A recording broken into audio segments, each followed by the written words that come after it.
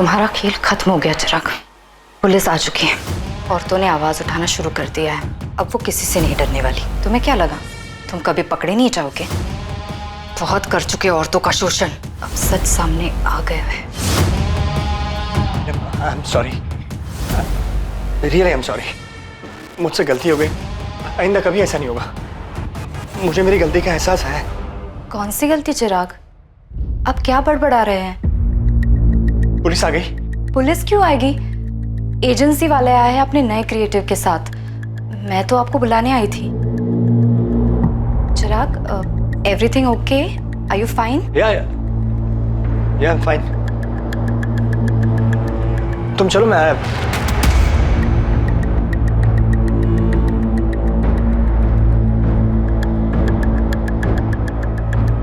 जी चिराग, तुम इतना नीचे गिर सकते हो, मैंने कभी नहीं सोचा था। पापा, आपने ऐसा करने से पहले ये तक नहीं सोचा कि आपकी भी एक जवान बेटी है? How could you do this? अरे तुमने तो हमें जीते जी मार डाला चिराग। I hate you पापा। आप ऐसा कैसे कर सकते हो? आप मेरे पापा हो ही नहीं सकते। You are a molester। Shalini, I'm sorry. Sorry Janvi बेटा। तुमने हमें कहीं का नहीं छोड़ा। निकल जाओ यहाँ से और दोबारा कभी अपनी शक्ल मत दिखाना। अरे घिन आती है मुझे ये सोच कर कि तुम मेरे पति हो। चिराग, क्या हुआ? कहाँ खो गए? पापा आओ ना, कब से वेट कर रहे हैं।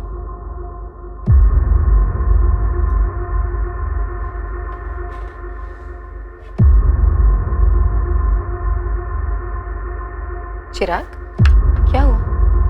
कोई प्रॉब्लम है क्या? कुछ नहीं, थोड़ा स्ट्रेस।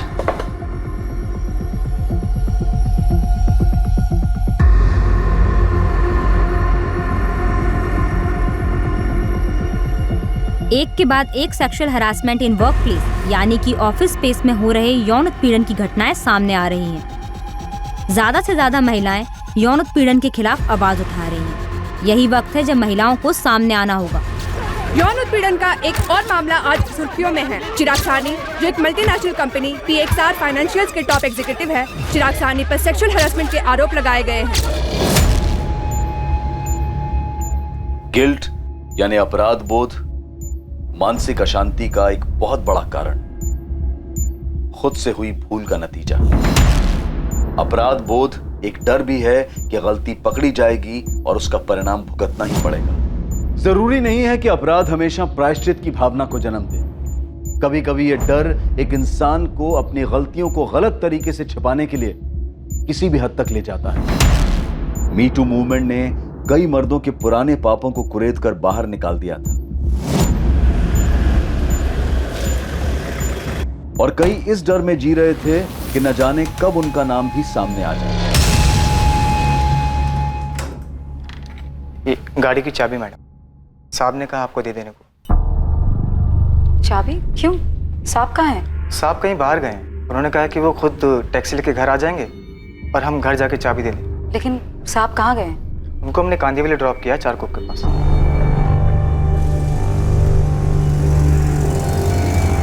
कल्पेश, चाबी घर पे दे देना, मैं अपने आप पहुंच जाऊंगा। साहब, वो कल से हम छुट्टी पर हैं। वो आपसे कही थी ना 4 दिन की छुट्टी के लिए। ठीक है। लेकिन कुछ तो बताया होगा ना साहब ने कहाँ जा रहे हैं? ऐसा तो कुछ नहीं बताया, बस चाबी देने को कहा है। ठीक है, कोई बात नहीं, तुम जाओ। अच्छा हाँ जी, 4 दिन की छुट्टी पर हो ना? हाँ। टाइम से ज्वाइन कर लेना, 4 का 5 दिन मत करना। वो हम टाइम से लौटाएंगे मैडम।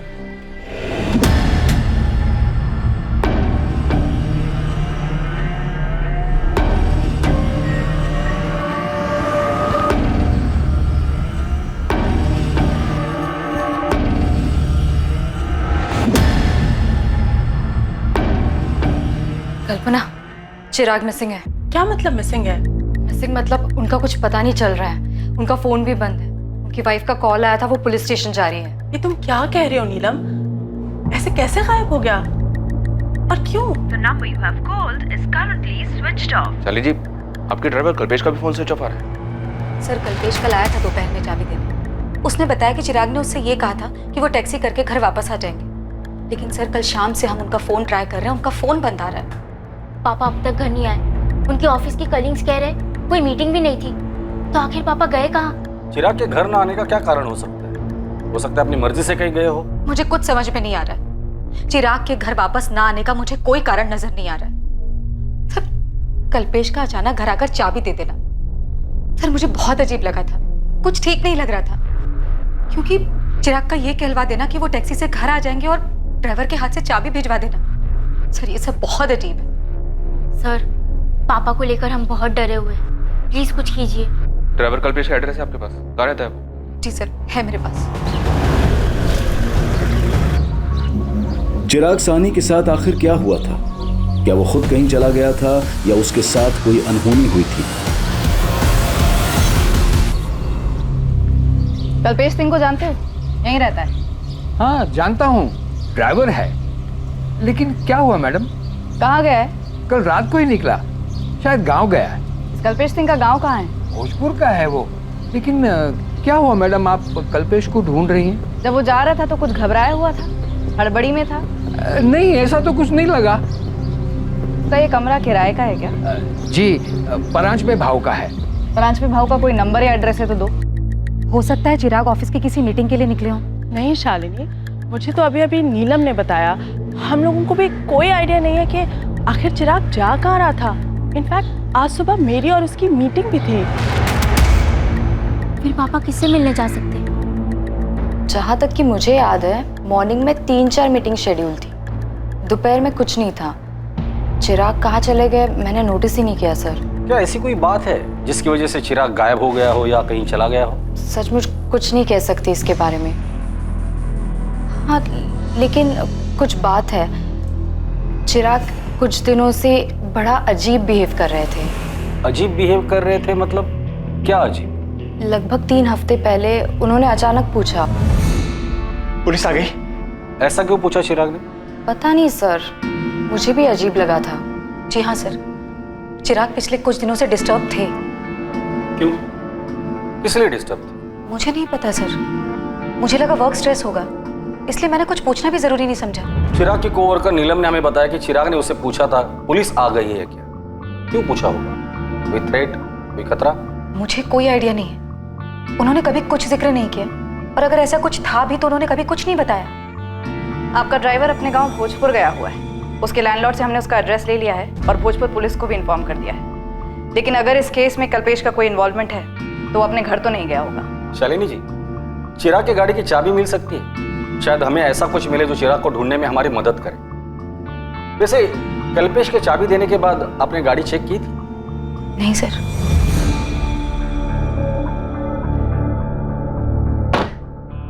गाड़ी में तो ऐसा कुछ भी नहीं है जो किसी अनहोनी की तरफ इशारा करे। सर, मेरे पति कहाँ हैं? इससे पहले कभी ऐसा नहीं हुआ कि वो बिना बताए कहीं चले गए हों। क्या बता सकती हैं चारकोप में वो कौन सी जगह है जहाँ आपके ड्राइवर ने ड्रॉप किया था उन्हें? नहीं सर, ड्राइवर ने सिर्फ कांदीवली चारकोप बताया था, किसी स्पेसिफिक लोकेशन की बात नहीं की। The number you have called is currently switched off. मम्मा, पापा का फोन अभी नहीं लग रहा है, मुझे बहुत डर लग रहा है। आई होप पापा सेफ हो। जानवी, मुझे कल से अजीब लग रहा था। मैंने कल्पेश से और कुछ पूछा क्यों नहीं?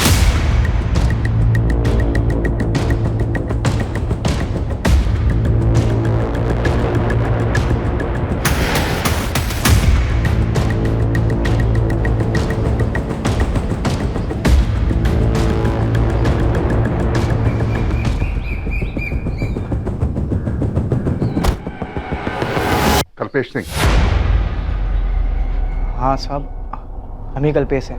तेरा बॉस चिराग सानी, क्या किया तूने उसके साथ? कहाँ है वो? क्या मतलब क्या किया साहब? हम अपने मालिक के साथ क्या करेंगे साहब? हम छुट्टी पर थे इसलिए फ़ोन बंद था, घर गए थे। माँ पिताजी के साथ कल शहर जाना था लड़की देखने, इसलिए अपने साहब से 4 दिन की छुट्टी ली थी। वो कहाँ है चिराग सानी? 26 को तो उन्हें छोड़ने गया था, तब से वो गायब है। उन्हें ही कुछ किया होगा। चल बता, कहाँ ठिकाने लगाया चिराग सानी को? ये आप क्या कह रहे हैं साहब? हम ठिकाने क्यों लगाएंगे साहब? साहब, हम मामूली से ड्राइवर हैं। हमारे साहब ने हमें चारकोप ड्रॉप करने को कहा और हमने किया, और उसके बाद चाबी भी देकर आए घर पे। मेम साहब, आप उनसे पूछ लीजिए। हमने उससे कड़ी पूछताछ की, लेकिन वो कहीं भागा नहीं था, वो अपने घर पर ही था भोजपुर। मैम, ये कल्पेश क्या कह रहा है? मेरे हस्बैंड चारकोप में कहाँ गए थे? वही हम पता लगाने की कोशिश कर रहे हैं शालिनी। हमने चिराग के फोन रिकॉर्ड्स मंगाए हैं। साहब, हम ले चलते हैं आपको जहाँ हमने चिराग साहब को ड्रॉप किया। हम झूठ क्यों बोलेंगे साहब? पिछले 2 साल से हम उन्हीं के संग काम कर रहे हैं। तो कहाँ है चिराग सानी? मैंने चिराग को ड्रॉप किया, उसके बाद वो कहाँ चला गया? हमें नहीं पता साहब। ऑफिस के नीचे खाना खा रहे थे, वहाँ जल्दी में आए और कहा गाड़ी निकालो, 4 कोप नाका चलने। फिर पूरे रास्ते बहुत परेशान से दिखाई दे रहे थे और कुछ बोला भी नहीं उन्होंने। तेरे साहब चिराग सानी परेशान क्यों थे? तू तो दिन भर उनके साथ रहता था ना? हाँ साहब, रहता था, लेकिन ये हमें नहीं पता कि हमारे साहब कुछ दिनों से परेशान क्यों थे। और 2 हफ्ते पहले अचानक एक अजीब सा सवाल पूछा था उन्होंने हमसे। कल्पेश। जी साहब।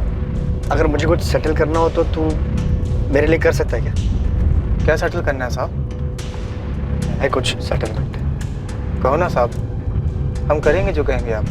अरे वो छोड़। सेटलमेंट? कैसी सेटलमेंट?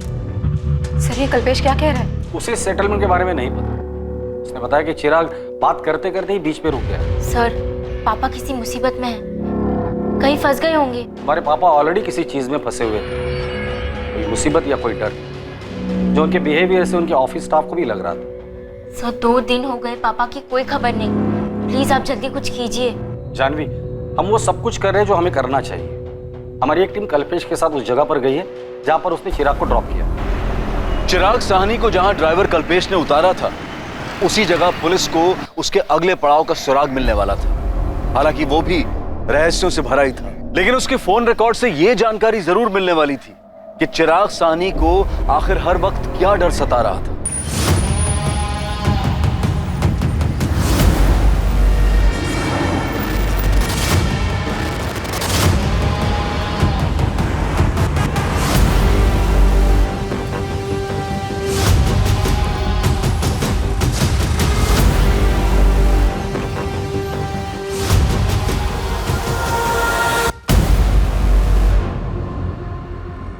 मोरे, ऐसा लग रहा है कि रिक्शा में से किसी ने चिराग को आवाज दी है। जी हाँ सर, चिराग ने तो रिक्शा नहीं रुकवाया।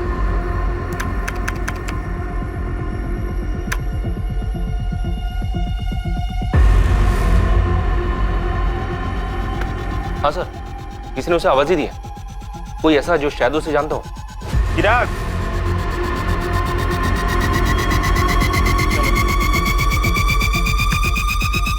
ये रिक्शा नंबर MS02H34X92, पता करो ये रिक्शा वाला कौन है, जल्दी।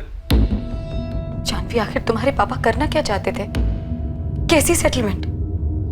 मामा, मुझे लगता है कल्पेश झूठ बोल रहा है, उसी ने कुछ किया है। लेकिन जानवी, इसमें साफ दिख रहा है कि तुम्हारे पापा रिक्शे से कहीं जा रहे थे। पापा ऐसा क्या कर रहे थे? इतना अजीब सा बिहेव, किसी से कुछ कहा भी नहीं। हेलो, मैं असिस्टेंट सब इंस्पेक्टर कंचन पाटिल बोल रही हूँ, अद्वैत नगर पुलिस थाने से। मैं जान सकती हूँ किससे बात कर रही हूँ? मैं एडवोकेट दीपिका शानबाग बोल रही हूँ, बताइए। हमें आपका नंबर चिराग साहनी के फोन रिकॉर्ड्स में से मिला है। आपकी और चिराग की आखिरी बार बात 26 अक्टूबर को सुबह 11:45 पर हुई थी। हाँ, हुई होगी, लेकिन एग्जैक्ट डेट और टाइम मुझे याद नहीं है। आप PXR फाइनेंशियल्स वाले चिराग साहनी की बात कर रही है ना? जी, और आप उन्हें अच्छी तरह से जानती थी। ऑफ कोर्स जानती हूँ, हम अच्छे दोस्त हैं, और हाँ मेरी उनसे बात हुई थी। लेकिन आप ये सब क्यों पूछ रही हैं? क्या आपको मालूम है कि वो मिसिंग है? मिसिंग? ओह गॉड, लेकिन ये सब हुआ कैसे? वो तो हमें भी नहीं पता, उनकी तलाश जारी है।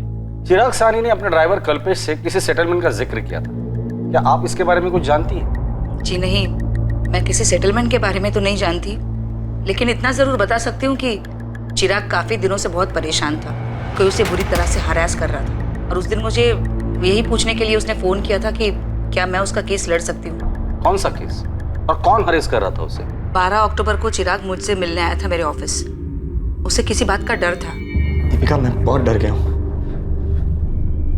हर रोज इतने नाम उछाले जा रहे हैं, बहुत घबराहट होती रहती है। मैं हर रोज न्यूज़पेपर चेक करता हूँ, सारा दिन सोशल मीडिया देखते रहता हूँ। मैं बहुत डर गया हूँ दीपिका, बहुत घबराहट होती रहती है। मुझे डर लगा रहता है कि ये सब में मेरा नाम भी उछाला जाएगा। चिराग, किससे डर है तुम्हें? कौन है जो तुम्हारा नाम उछालेगा? देखो चिराग, अगर तुमने ऐसा कुछ किया है तो उसका परिणाम तो तुम्हें भुगतना ही पड़ेगा, लेकिन फिर भी जहां तक हो सकेगा मैं तुम्हारी मदद करूंगी। गलती तो हुई है मुझसे, और कोई मुझे ब्लैकमेल कर रहा है। मेरा पूरा करियर खत्म हो जाएगा। शालिनी और मेरी बेटी जानवी को पता चलेगा तो मुझसे नफरत करेगी। चिराग, ऐसे घबराने से कुछ भी नहीं होगा। दिमाग शांत रखो और लॉजिकली सोचो।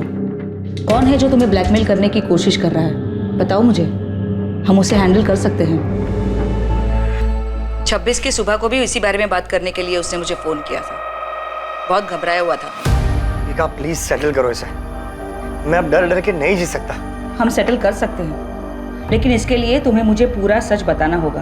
देखो चिराग, मैं तुम्हारी लॉयर बाद में हूँ, पहले तुम्हारी दोस्त हूँ, और दोनों ही सूरतों में तुम्हें मुझसे कुछ भी छुपाना नहीं चाहिए। मैं तुम्हारी मदद करना चाहती हूँ चिराग, लेकिन उसके लिए मुझे पूरी बात तो बताओ। प्लीज सेटल करो बस, मैं अब और नहीं सह सकता। चिराग काम डाउन, मैं तुम्हारी पूरी मदद करूंगी। मेरा नाम भी उछलेगा, तुम देखना दीपिका। कौन उछालेगा तुम्हारा नाम चिराग? कम से कम इतना तो बता दो। लेकिन चिराग ने मुझे कुछ भी नहीं बताया, किसी का नाम नहीं लिया, और मैं भी अपने कोर्ट के हियरिंग में इतनी बिजी हो गई थी कि ये बात टोटली मेरे दिमाग से स्लिप हो गई। पर मुझे परेशानी इस बात की हो रही है कि शालिनी ने अब तक मुझे क्यों फोन करके नहीं बताया कि चिराग मिसिंग है। क्या मीटू में नाम आने से डर रहा था चिराग? उसने किसी को सेक्सुअली हैरेस किया था। आई विश कि वो मुझे कुछ बताता, एंड आई होप कि उसने अपने आप से कुछ सेटल करने का ना सोचा हो। क्या? नहीं, ऐसा नहीं हो सकता, ये सब झूठ है। आप मेरे पापा को ढूंढ नहीं पा रहे हैं तो अब आप उन पे ही उंगली उठा रहे हैं। मेरे पापा विक्टिम है और आप उन्हें ही अक्यूज बना रहे हैं। ये हम नहीं कह रहे। दीपिका शानबाग, चिराग की लॉयर, आई एम श्योर आप लोग उसे जानते ही हो। दीपिका ने हमें ये बात बताई। सर मुझे नहीं पता कि दीपिका ऐसा क्यों कह रही है। मेरे हस्बैंड ऐसे नहीं है। दीपिका आंटी झूठ बोल रही है, इस बात में कोई सच्चाई नहीं। जरूर उन्होंने कुछ किया होगा मेरे पापा के साथ। देखिए, आप जिससे चाहे अक्यूज कर सकते हैं, हमारे लिए तो सारे एंगल्स ओपन है, लेकिन आपको भी हमें सच बताना होगा। चिराग काफी दिनों से डिस्टर्ब था, ये बात सबने नोटिस की। आप लोग तो उसके इतने करीब थे, आप लोगों ने ये बात कैसे मिस की? आपका ड्राइवर कल्पेश, उसने भी हमें बताया कि चिराग किसी सेटलमेंट की बात कर रहा था। दीपिका ने भी हमें यही बात बताई। अब सब लोग तो झूठ नहीं बोलेंगे। शालिनी जी, चिराग ने आपसे कभी इस बारे में बात की थी? सर मानती हूँ नहीं बताया था, लेकिन ये नहीं मान सकती कि वो मीटू में फंस सकते हैं। वो ऐसे है ही नहीं। मुझे यकीन नहीं हो रहा है। बकवास है। बकवास सुनने में लग सकता है, लेकिन बिना आग के धुआं नहीं होता। चिराग को डर था, उसे डर था इस बात का कि उसका नाम उछाला जाएगा। इसका मतलब कोई तो जरूर था जिसे चिराग ने हैरेस किया था। चिराग सभी फीमेल स्टाफ के साथ काफी फ्रेंडली थे। हमारी ऑर्गेनाइजेशन में बहुत सारी औरतें काम करती हैं, और किसी ने भी चिराग के खिलाफ कोई कंप्लेंट नहीं दर्ज की। आप लोगों के ऑफिस में सेक्सुअल हैरेसमेंट के लिए एक इंटरनल कमेटी तो है, राइट? हाँ मैम है, लेकिन अगर कोई बात होती चिराग के बारे में तो हम आपको क्यों नहीं बताते? कोई बात ही नहीं है तो कैसे बताए? सीधा सवाल, क्या कभी भी चिराग ने किसी की तरफ किसी भी तरह का सेक्सुअल एडवांसमेंट किया था?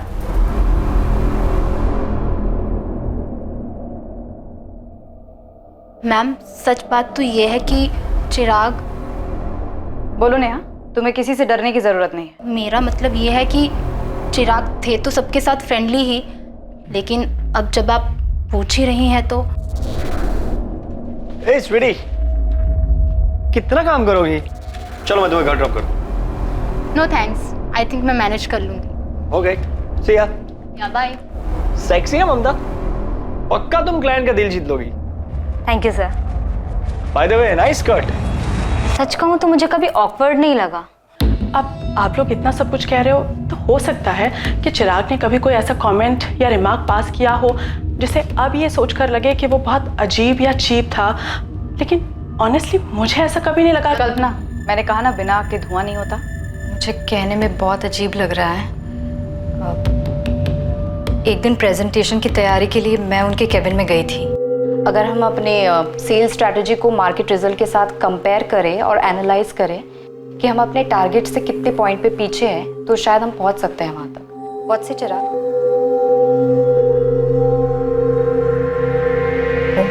मेरे पैर घूर रहे थे। उन्हें प्रेजेंटेशन में कोई दिलचस्पी नहीं थी। कल्पना, तुम क्या जानती हो? मुझे इन सब के बारे में कुछ नहीं पता। मेरे सामने तो ये बातें अब उठ के आ रही हैं। नेहा, ममता, नीलम, तुम लोग पहले मेरे सामने ये मुद्दा लेकर आए ही नहीं कभी। हाँ, मैंने कभी ये मुद्दा उठाया ही नहीं। मैंने भी नहीं, और मैं अपने आप को अच्छी तरह से हैंडल कर सकती हूँ। हैंडल तो किसी ने चिराग को भी किया है। कोई सेटलमेंट हुआ है, किसी तरह की कोई धमकी उसे एक्सपोज करने की, उसका नाम उछालने की, कोई बात तो जरूर हुई है। उसका डर यूं बेवजह तो नहीं था।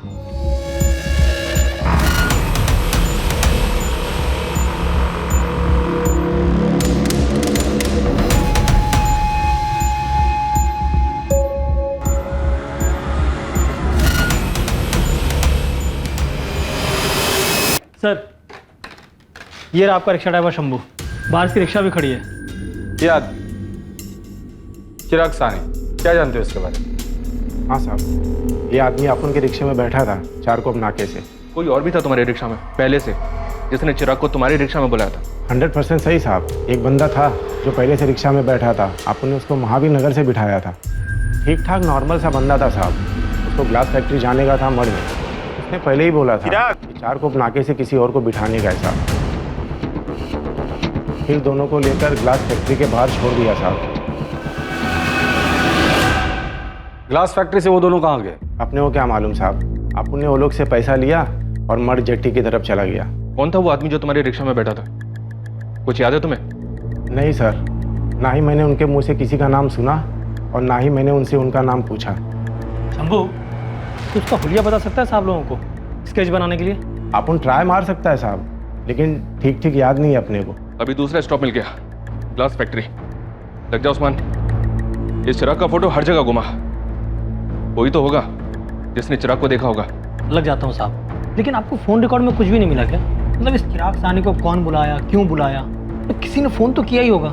कुछ नहीं मिला तभी तो बोल रहा हूँ तुझे। लास्ट बात उसने अपने लॉयर से की थी, कोई दीपिका शानभाग है। जानवी बेटा, तुम मुझ पे क्यों चिल्ला रही हो? मैं तो सिर्फ तुम्हारे पापा की हेल्प करने की कोशिश कर रही हूँ। हेल्प? फिर पापा के बारे में पुलिस से क्यों झूठ बोल रही है आप? मैंने कोई झूठ नहीं बोला, और मैं क्यों झूठ बोलूंगी बेटा? मैं समझ सकती हूँ तुम इस वक्त क्या फील कर रही हो, और इसी वजह से मैंने तुम्हें या तुम्हारी मामा को उस वक्त कुछ भी नहीं बताया। बेटा, मैं सच में तुम्हारे पापा की मदद करना चाहती थी।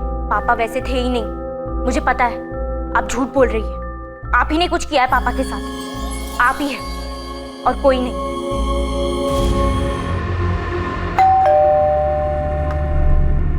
मम्मा, दीपिका आंटी झूठ बोल रही है। आप भी जानते हैं पापा ऐसे नहीं है।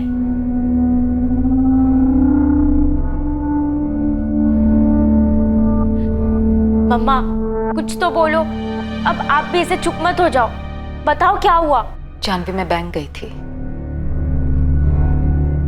पापा ने 5 लाख की एफडी तोड़वाई है मार्च में, वो भी मुझे बिना बताए, बिना सलाह लिए। और 7 अलग अलग दिनों तक पैसे निकलते भी रहे, और फिर कुछ दिनों बाद 15 लाख की एफडी तोड़वाई, और वो भी पैसे निकलते रहे। हाँ, तो पापा के ही पैसे थे ना वो। आप भी उन पे शक कर रही हो? नहीं जानवी, तुम्हारे पापा ये पैसे किसी को देने के लिए निकाल रहे थे, और दे भी रहे थे। शायद उस दिन भी वो किसी को पैसे देने ही जा रहे थे। मैम, हमारे साथ टोटल 8 फीमेल एम्प्लॉयज़ काम करती हैं, और ये रहे उनके स्टेटमेंट। किसी पे कुछ भी लिखने या कहने का कोई दबाव नहीं था। आप खुद उनसे पूछ सकती हैं। मैम, और ये सब लोगों की कॉन्टैक्ट डिटेल्स? ऑफिस में ऐसा कोई नहीं था जो चिराग को ब्लैकमेल कर रहा हो, क्योंकि चिराग ने किसी के साथ कुछ किया ही नहीं। चिराग को गायब हुए अब 7 दिन हो चुके हैं। ये किसी किडनैपिंग या फिरौती का मामला तो नहीं लगता, लेकिन सिचुएशन गंभीर जरूर है। मैं इनमें से सबको कॉल करती हूँ और देखती हूँ क्या निकलता है। सर, हो सकता है चिराग उस दिन किसी से पैसों के सिलसिले में ही मिलने गए होंगे। शालिनी जी, थैंक यू वेरी मच। आप सामने से आकर ये बैंक स्टेटमेंट्स हमारे साथ शेयर कर रही है, शायद हमें इससे मदद मिले। तो आपको लगता है कि चिराग ने किसी को पैसे दिए और किसी को देने भी वाले थे, और 26 अक्टूबर को भी वो किसी को पैसे देने के लिए गए होंगे? आपको जरा सा भी आइडिया है कि वो किसको पैसे दे रहे थे? क्या मान गई वो? मतलब पैसे लेने के बाद अपना मुंह बंद रखेगी ना?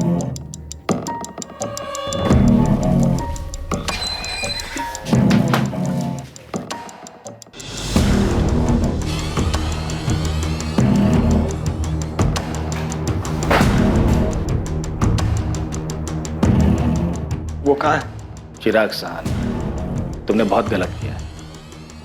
मैं मानता हूँ मुझसे गलती हो गई, इसीलिए मैं उसकी माफ़ी मांगने के लिए यहाँ पे आया, लेकिन वो है कहाँ? शालिनी जी, मार्च में 5 लाख रुपए विड्रॉ हुए थे। हो सकता है कि मार्च में ही कुछ हुआ होगा, जिस डेट को पैसे निकाले थे उसी के आसपास। नहीं सर, मैंने इस बात पे कभी ध्यान नहीं दिया, लेकिन क्या शालिनी जी, मेरे ख्याल से 15 अप्रैल थी शायद।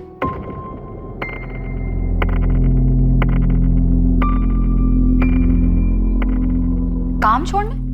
अरे लेकिन ऐसे महीने के बीच में कैसे? आरती देख, तू ऐसे काम नहीं छोड़ सकती। हाँ, ऐसे कैसे नहीं छोड़ सकती? मेरे को काम छोड़ना है तो मतलब छोड़ना है बस। अरे लेकिन क्यों छोड़ना है? क्या मतलब क्यों? कल से मैं नहीं आएगी, कोई और ढूंढ लो। आरती, सुबह सुबह ना सिर पे बम मत फोड़ मेरे। एक दिन में किसी और को कैसे ढूंढूंगी मैं? ठीक है, आज का काम कर देती हूँ, लेकिन कल से मैं नहीं आएगी। अब आप इसे बॉम्ब समझो, रॉकेट आपकी मर्जी। ये आरती अचानक से काम छोड़कर चली गई सर, और कोई कारण भी नहीं बताया। इस बात का चिराग के गायब होने से क्या लेना? सर मुझे नहीं पता, आपने बस पूछा तो मुझे अचानक से याद आया कि ये मार्च में तो नहीं, लेकिन हाँ अप्रैल में हुआ था। इस आरती का नंबर है क्या? बात करके देखते हैं। शालिनी के इस खुलासे के पीछे का सच क्या था? क्या ये इन्वेस्टिगेशन को एक दिशा देने के लिए था या फिर गुमराह करने के लिए? क्या चल रहा था नीलम? क्या चल रहा था मतलब? आप ऐसा क्यों पूछ रही है? तुम ऑफिस में चिराग के सबसे क्लोज थी, सब जानते हैं ये बात। तो क्या उसने कभी तुम्हारे साथ कोई लाइन क्रॉस करने की कोशिश की थी? ओह, आपको लग रहा है कि मैं चिराग को ब्लैकमेल कर रही थी, उन्हें धमका रही थी? ऐसा था क्या? अगर ऐसा होता तो आपको भी डरना चाहिए, क्योंकि अगर मैं चिराग के साथ ऐसा कर सकती थी जैसा आपको लगता है, तो आपके साथ भी कर सकती हूँ। क्यों? मेरे से क्या बात करनी है? मैंने तो उस घर का काम कब का छोड़ दिया है। क्यों छोड़ा काम, यही जानना है? ये जानने पर पुलिस क्या करेगी? मैंने कोई चोरी की है क्या? नहीं जमता था, छोड़ दिया काम। और क्या बताऊं? तो खुद आ रही है थाने या हम आए उठाने? ओ मैडम, ये उठाने की बात ना मेरे से मत करो, वरना मैं ही तुम उठा लूंगी, समझी? तमीज से बात करो साहब। तमीज से ही पूछ रहा हूँ, सीधे सीधे जवाब दे। और तेरी अकड़ है ना, कहीं और दिखाना। तेरी अकड़ सिर्फ तेरी सच्चाई बयां कर रही है कि तूने चिराग साहनी के साथ कुछ किया है। ए मैडम, कुछ भी है, ये टैंटन अपने पास रखो। वो साहब भी मेरे पीछे पड़ा हुआ था, मैं उसका क्यों कुछ करूंगी? तुम्हारे पीछे पड़ा था? हाँ मेरे पीछे था, और एक दिन पीछे से हाथ भी डाला था।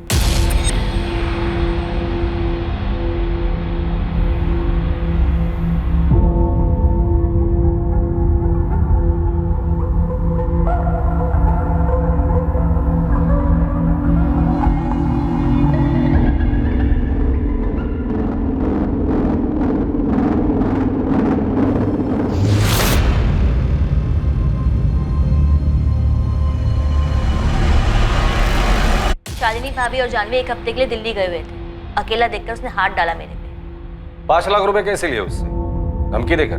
कैसी धमकी? मैंने किसी को कोई धमकी नहीं दी। उसने हाथ डाला तो तू उसकी कीमत वसूल कर रही थी, और फिर बाद में ब्लैकमेल शुरू कर दिया। क्यों? मैडम कुछ भी बोले जा रहे हो आप? हाँ, अरे झटका लगा मुझे जब उसने मेरे पे हाथ डाला। साहब मेरे को इन लफड़ों में नहीं पड़ना है साहब, जो हुआ मेरी मर्जी से हुआ। जब भी हुआ मर्जी से हुआ, मेरी मर्जी साहब की मर्जी। साहब कभी कभी पैसे दे देते थे, मेरे को भी फायदा हो रहा था, पैसे मिलते थे। और हाँ, मैंने 5 लाख साहब से उधार लिए थे।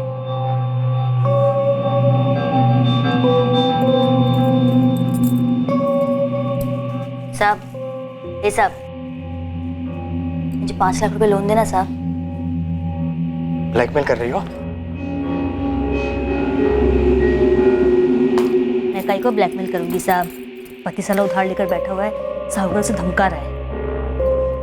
साहब 1 महीने के लिए चाहिए साहब, 1 महीने में पक्का लौटा दूंगी। साहब ने थोड़ा थोड़ा करके दिया और बोला कि भाभी को मत बताना। फिर काम क्यों छोड़ा उधर से? तुम्हें तो पैसे भी मिल रहे थे, फिर अचानक माजरा क्या था? क्योंकि साहब वो सर पे चढ़ने लग गया था, डिमांड बढ़ता जा रहा था उसका, पैसे लौटा नहीं पा रही थी ना मैं, इसलिए।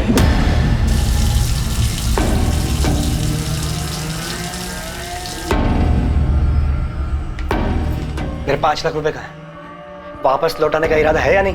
क्या बोला था? 1 महीने में वापस लौटा दूंगी बोला था ना? साहब मैं कहाँ भाग रही, रोज यही तो आती हूँ। कल से ना मुझे बाहर मिलना, बाहर जाएंगे। क्यों बाहर क्यों? घर में तो नहीं कर सकते ना, तो बाहर। पागल हो गए क्या साहब? मेरा पति भी है, बाहर किसी ने देख लिया तो मेरी बात लग जाएगी। अरे मेरी छोड़ो, आप अपनी सोचो, आपकी बीवी है, जवान बेटी है, आपके लिए तो और खतरनाक है। चिराग, चिराग, ये सब नखरे बंद करना। मेरे 5 लाख में वसूल करके रहूंगा, समझी? मैं क्या करती साहब, उल्टा वो मुझको ब्लैकमेल करने लग गया था। ऐसी तैसी कर रखी थी मेरे बेवड़े पति को पता भी चलता ना तो काट डालता मुझको। थक गई थी मैं रोज रोज के झमेले से। तो तूने उसके पैसे नहीं लौटाए? हाँ नहीं लौटाए, तो उसने भी तो अपनी औकात दिखाई ना, किया ना जो करना था मेरे साथ। और जब ये मीटू मामला शुरू हुआ तो मुझे फिर से धमकाने लग गई। और पैसे चाहिए थे क्या तुम्हें? क्या क्या शुरू हुआ? मीटू। ये क्या है? अरे ये जो चल रहा है आजकल, औरतें मर्दों के कारनामों का चिट्ठा खोल रही हैं, उनका नाम लेकर सामने आ रही हैं। क्या बात कर रही हो मैडम, मेरे को नहीं पता कि क्या शुरू हुआ है, क्या चल रहा है। आप लोग इतने सारे सवाल एक साथ पूछ रहे हो। चिराग सानी गायब है और कोई उसे धमका रहा था। हमें पूरा डाउट है कि वो तू ही थी। हे मैडम, तुम्हें और कोई काम नहीं है क्या?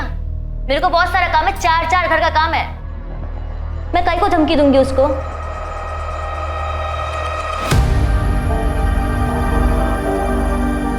आरती तक पहुंच पाना लगभग नामुमकिन होता अगर बातों बातों में चिराग की पत्नी शालिनी ने आरती के अचानक काम छोड़कर जाने के बारे में नहीं बताया होता, और इस बात का भी खुलासा कभी नहीं होता कि आरती और चिराग के बीच में क्या था।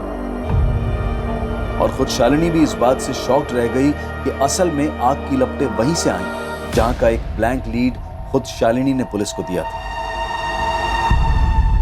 2 हफ्ते हो गए, अभी तक कोई खबर नहीं मिल रही है। कोई आदमी ऐसे कैसे गायब हो सकता है? सर हो सकता है सुसाइड कर लिया हो, किसी और औरत के साथ लाइन क्रॉस की हो, डर गया हो। मुझे नहीं लगता, क्योंकि चिराग ने अपने लॉयर दीपिका और ड्राइवर कल्पेश से ऑलरेडी सेटलमेंट की बात कही थी। वो सुसाइड क्यों करेगा? सर ये स्केच है, ऑटो ड्राइवर शंभू के डिस्क्रिप्शन के आधार पर बनाया गया। सर्चिंग शुरू कर दी इसके लिए। अब शायद यही आदमी हमें चिराग सानी तक ले जा सकता है। ऑटो ड्राइवर शंभू के द्वारा दिए गए डिस्क्रिप्शन से जो स्केच बनकर तैयार हुआ था वो ये पता लगाने के लिए काफी था कि वो आदमी कौन था जिसने चिराग को अपने साथ ऑटो में बिठाया था और चिराग के गायब होने से उसका क्या संबंध था। रियाज खान नाम है बंदे का, अभी भी इसकी कुंडली निकाल के लाया हूं। शिवाजी नगर थाने में मिली थी कुंडली, हिस्ट्री शीटर है।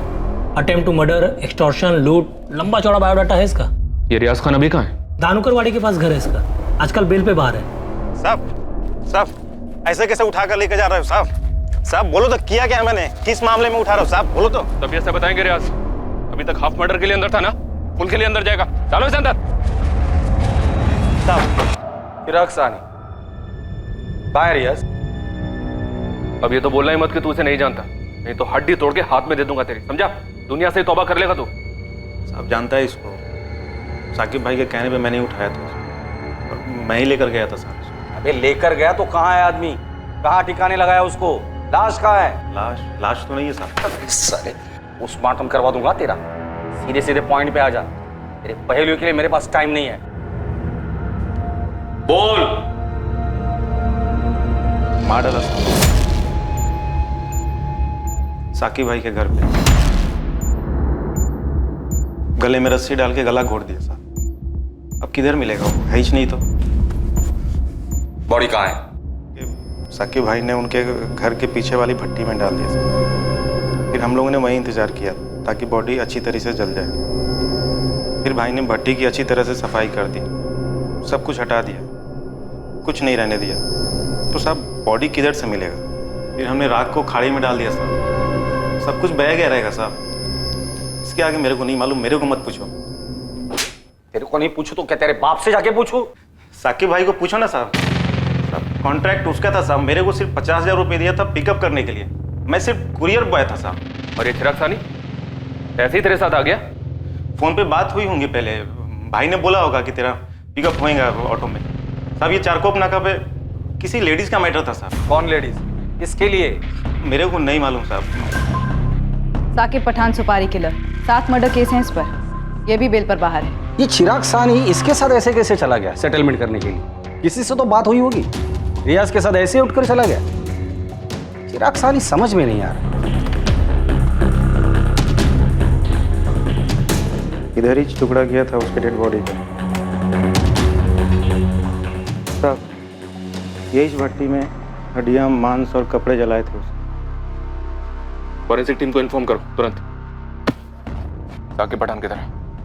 कौन से बिल में छुपा बैठा है? बट अब जो मालूम था बोल तो दिया। अभी वो घर पे नहीं है तो मैं क्या बोलूं साहब? सर, चिराग की फोन रिकॉर्ड्स में कहीं भी कोई भी ऐसा सस्पिशियस नंबर नहीं मिला जिससे ये पता लग सके कि वो रियाज से कैसे मिला, जो कि उसे साकिब पठान तक ले गया। कंचन, हो सकता है कि फोन पर बात ही हुई ना हो, या कोई और फोन। किसी दूसरे नंबर के बारे में ना बीवी को पता है ना ऑफिस में पता है। सर, ऐसा कैसे हो सकता है? कोई तो होगा जो इस चिराग का असली चेहरा जानता होगा। फेस टू फेस बात, किसी फोन की जरूरत ही नहीं। वो नीलम शर्मा। चिराग, कुछ बात करनी है, इम्पोर्टेंट। पॉसिबल है सर। शायद इसलिए उस दिन नीलम से बात होने के बाद चिराग ने इमीडिएटली अपनी लॉयर दीपिका को फोन किया था और उससे सेटलमेंट की बात कही थी। इसका मतलब जो कुछ भी हुआ है वो ऑफिस में हुआ है। इस नीलम से दोबारा बात करनी होगी। सर, अंदर आऊं क्या? आधा तो अंदर आ ही गया, पूरा ही आ जा। इस केस की तह में एक ऐसा टांका फंसा था जो एक बहुत बड़ा झटका देने वाला था, और यह पुलिस के लिए भी एक शॉकर था। ये मेड आरती है ना, उसका सॉलिड पीछा किया मेरी टीम ने। तूने गलत जगह टीम को लगा दिया। आरती शायद नहीं है, इधर ऑफिस में कोई है। शायद वो नीलम शर्मा। नहीं मैडम, ऑफिस में नहीं है। ये चिराग सानी के लॉयर दीपिका को उठाइए, झोल है। दीपिका शानबाग? हाँ साहब, ये जो आरती है ना, ये वकील दीपिका मैडम के यहाँ काम करती है, वो भी पिछले 3 साल से। कुछ ज्यादा कनेक्शन नहीं लगता है? जी हाँ, सच है। दीपिका ने ही आरती को हमारे घर भेजा था कुछ 2017 में। हमारी मेड काम छोड़कर चली गई थी, इसलिए दीपिका ने आरती से बात की थी। आप लोग दीपिका शानबाग को कब से जानते हैं? यही कुछ 3-4 सालों से। चिराग की अच्छी दोस्त भी है। मैम, क्या दीपिका ने कुछ किया है? इस दीपिका से हमने इतनी बार बात की, लेकिन उसने एक बार भी आरती का जिक्र हमारे सामने नहीं किया। और ये आरती अब भी उसके यहाँ काम कर रही है। हो ना हो दीपिका को चिराग और आरती के रिश्ते के बारे में पता चल गया होगा, तो पॉसिबिलिटी है कि चिराग को ब्लैकमेल करने वाली औरत आरती ही होगी। दीपिका बार बार यही कह रही थी कि चिराग परेशान था और उससे सेटलमेंट की बात कर रहा था। इनके फोन रिकॉर्ड्स देखें तो दर्जनों बार बात हुई है दोनों के बीच में। और चिराग ने दीपिका को ब्लैकमेल करने वाली औरत का नाम बताया ना होगा। Is it logical? लॉजिकल तो नहीं है सर। 26 तारीख को जिस दिन चिराग गायब हुआ, उसकी दीपिका से बात हुई थी। और दीपिका ने हमें ये बताया कि केस सेटलमेंट करने के लिए चिराग ने उसे फोन किया था। ये वकील साहिबा झूठ बोल रहे हैं, बात कुछ और ही है। चिराग, जल्दी से चारकोप नाका पहुंचो। 2:45 को तुम्हें वहां से कोई पिकअप करेगा। दीपिका, आई होप ये फाइनल सेटलमेंट है। मैं अब ये सब और नहीं सह सकता। फाइनल है चिराग। आज के बाद वो कभी तुम्हारा नाम नहीं लेगी, और ये बात वो रिटर्न में देने को तैयार है। तुम्हारे सामने साइन करके देगी, आई प्रॉमिस। अब जल्दी से चारकोप नाका पहुंचो, वहां जाकर वेट करना। Once and for all settlement, okay? एक खबरें की टिप पे आप लोगों ने पूरी स्टोरी बना ली कि मैं भी इसमें इन्वॉल्व हूँ। यकीन मानिए आप बहुत बड़ी गलती कर रही हैं। इतना आसान नहीं है एक लॉयर को टच करना। टच तो अभी हमने किया नहीं है दीपिका शानबाग। टच किया ना तो वकालत तो क्या, सारा कानून भूल जाओगी। आप इस तरीके से धक्का नहीं दे सकती मुझे। अपने अधिकार में अच्छी तरह से जानती हूँ। आप सबको कोर्ट में लेकर जाऊंगी मैं। चल चल आगे चल, हमें भी अपने अधिकार अच्छी तरीके से पता है। दीपिका मैडम, ये पुलिस वाली मैडम ने बहुत उछलती हैं। बताओ क्या अभी? ये क्या है? क्या तरीका है इंस्पेक्टर? बोलो आरती, क्या बोल रही थी? मैं क्या बोल रही थी? तूने तेरे दीपिका मैडम को क्या बोला वो बता। मैंने मैडम को वही बताया जो सच था, और मैं आप लोगों को भी बता चुकी हूँ। यही कि चिराग मेरे पीछे पड़ा हुआ था। मैडम, मैंने वो चिराग साहब का काम छोड़ दिया है। अब मैं वहाँ काम नहीं करूंगी। काम नहीं करोगी मतलब? क्यों? पैसे वैसे टाइम पे नहीं देते वो लोग? अरे नहीं मैडम, पैसे की बात नहीं है। वो चिराग साहब है ना, मेरे पे हाथ डाला।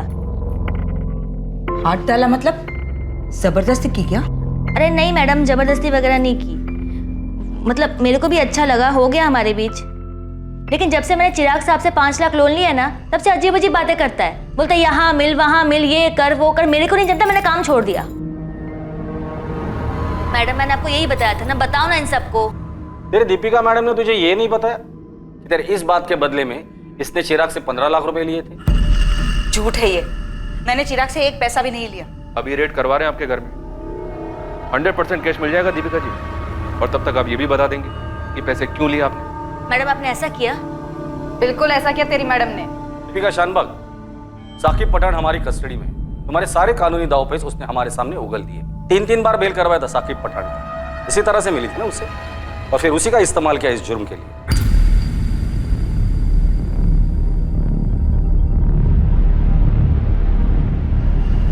खड़ा करूं साकिब पठान को यहाँ लाकर, फिर आमने सामने बात कर लेना। तेरी शक्ल से दिख रहा है कि तूने इस आरती को भी ठगाया और चिराग साहनी को भी। मैडम ये लोग क्या बोल रहे हैं? हम लोग अलग जाके बात कर सकते हैं क्या आरती से अलग? क्यों? इसी के कंधे पर तो बंदूक रखकर गोली चलाई थी, अब इसी को बाहर भेज रही हो? मैडम सच बताओ, आपने पैसे लिए मेरे नाम पे? चिराग, आरती केस फाइल करने की धमकी दे रही है, मुझसे मदद मांग रही थी। क्या कहूं मैं उसे? क्या बकवास कर रही है तुम? मैंने उसे 5 लाख रुपए उधार दिए और मुझ पर केस करना चाहती है वो? उसे तो मैं देख लूंगा। बेवकूफों वाली बात मत करो चिराग, उसके पास खोने को कुछ भी नहीं है, लेकिन अगर उसने मुंह खोला तो तुम्हारी रेपुटेशन का क्या हाल होगा तुमने सोचा है कभी? उसकी कहानी में शायद ही कोई दम ना हो, लेकिन जब तक तुम्हें क्लीन चिट मिलेगी तब तक तुम्हारी इज्जत की धज्जियां उठ चुकी होंगी। नहीं दीपिका, प्लीज प्लीज तुम उसे समझाओ, वो ऐसा नहीं कर सकती। ठीक है, मैं उससे बात करती हूँ, मैं ये मामला सेटल करवा दूंगी, डोंट वरी, ठीक है? हाँ, मैंने 15 लाख लिए थे चिराग से। लेकिन मारा क्यों? तुम्हें तो पैसे मिल गए थे ना? बोलो दीपिका शानबाग, क्यों मारा उसे? चिराग बेकार में ही डर रहा था। आरती कुछ भी नहीं करना चाहती थी, उन दोनों के बीच में जो कुछ भी हुआ था दोनों की मर्जी से हुआ था। मैंने उससे पैसे ले लिए और कहा कि सब कुछ सेटल हो चुका है। इस मी टू मूवमेंट से बहुत ही डर गया था वो। उसे लगता था कि आरती किसी भी वक्त उसके खिलाफ केस दर्ज करवा सकती है। नहीं दीपिका, तुम्हें मुझे आरती से दिखवा के देना होगा कि हमारे बीच में जो कुछ भी हुआ आपसी सहमति से हुआ था। मैंने उसके साथ कोई जबरदस्ती नहीं की, और तुमने बोला भी था वो लिख के देगी। चिराग, मामला सेटल हो चुका है और तुम्हें घबराने की कोई जरूरत नहीं, तुम खामखा में घबरा रहे हो। मेरा डर खामखा नहीं है दीपिका, तुम जानती हो इतने सारे नाम उछाले जा रहे हैं, गड़े मुर्दे उखाड़े जा रहे हैं। अरे बंद कमरे में आपसी सहमति में क्या हुआ किसको पता? कल का कंसेंशुअल सेक्स आज मी टू की मूवमेंट बन के सामने आ रहा है। कितनों के करियर बर्बाद हो चुके हैं। नहीं दीपिका, मैं इस मामले में कोई रिस्क लेना नहीं चाहता। आरती घर काम करती है, वो जानती तक नहीं इस मी टू मूवमेंट के बारे में, और वो तो कब का सब कुछ भूल चुकी है। मुझे आरती से लेटर चाहिए बस। अगर तुम बात नहीं कर सकती मैं बात करता हूं। नहीं, तुम रहने दो। तुम बात करोगी तो मामला और बिगड़ जाएगा और वो आरती समझ जाएगी कि वो तुम्हारा किस तरह से और फायदा उठा सकती है। तुम रहने दो, मैं देख लूंगी। तुम बात करो, लेकिन मुझे आरती से लेटर चाहिए बस। कहां से लाती मैं वो लेटर? आरती को इसके बारे में कुछ भी नहीं पता था, और अगर चिराग घबराया हुआ आरती के पास चला जाता तो मेरा सारा खेल बिगड़ जाता। आरती तो बड़बोली है, वो मुझे कहीं का नहीं छोड़ती, इसलिए मैंने ऐसा रिस्क नहीं लिया और मुझे ये सब करना पड़ा। क्या करना पड़ा? उसे मरवाना पड़ा? उसे टुकड़े करके जलाकर दरिया में फेंक देने का तुम्हारा ही प्लान था? चिराग साहनी के अवशेष को ढूंढने के लिए एक मैसिव सर्च ऑपरेशन लॉन्च किया गया, लेकिन कुछ भी मिल पाने की गुंजाइश ही नहीं थी। चिराग के ऑफिस में चिराग के डर की वजह और उसकी मेड आरती के साथ संबंध के बारे में जानकर सभी हैरान थे। इस किस्से की पूरी सच्चाई जानने के बाद सबसे बड़ा सदमा चिराग की पत्नी शालिनी और उसकी बेटी जाह्नवी को लगा। आरती, जो कि इस जुर्म की जड़ थी जिसकी वजह से मौत का यह खेल रचा गया, उसका इस हत्याकांड में कोई हाथ नहीं था। साकिब पठान और रियाज खान को चिराग साहनी के मर्डर के चार्ज में बुक किया गया। दीपिका शानबाग को मर्डर, फिरौती और चिराग साहनी की हत्या की साजिश के लिए बुक किया गया। चिराग साहनी के अवशेष अब तक नहीं मिले। इस केस को सर्कमस्टेंशियल एविडेंसेस के आधार पर दर्ज किया गया है। दीपिका और चिराग दोनों के अतीत में दफन थे कुछ गहरे राज। दोनों अपने अपने राज से छुटकारा पाना चाहते थे, और ये हुआ भी, लेकिन एक घिनौने मौत के खेल के साथ। एक कमजोर घड़ी जिसमें लिया गया एक गलत फैसला ऐसी तबाही मचाता है कि जिसे सुधार पाना नामुमकिन हो जाता है। और रह जाता है बस ये अफसोस, ये मलाल कि काश उस घड़ी में मैं अपने आप पर काबू रख पाता।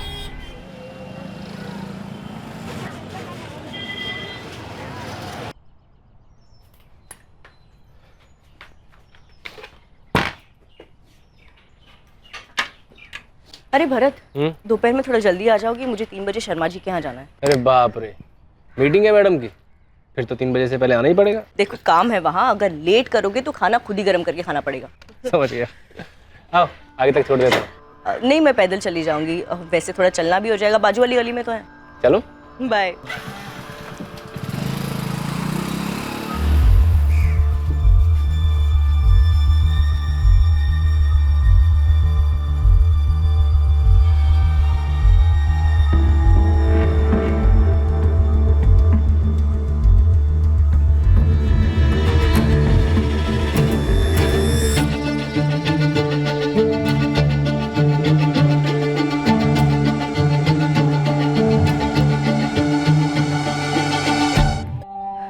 अरे मुन्ना, ये ले, जल्दी से लिस्ट ले और सामान पैक कर दे। दे रहा हूँ भाभी, इतनी जल्दी क्या है? अभी तो भैया भी चले गए होंगे। अरे अभी दोपहर का खाना बनाना है, तेरी भैया की फरमाइश है, आज गट्टे की सब्जी बनेगी, जल्दी कर दे। बस 2 मिनट में सारा सामान लाया भाभी। जल्दी।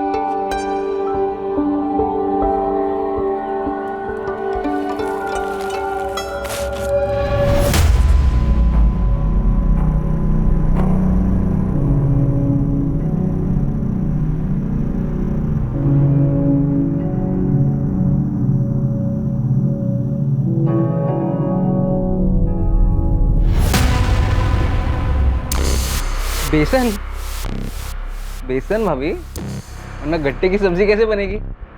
वैसे मुझे भी बहुत पसंद है गट्टे की सब्जी, मगर आपके हाथ से खाने में मजा आ जाता है। मतलब भाभी जी, आपके हाथ की सब्जी खाने में मजा आ जाता है। लीजिए भाभी आपका भाभी आपका सामान।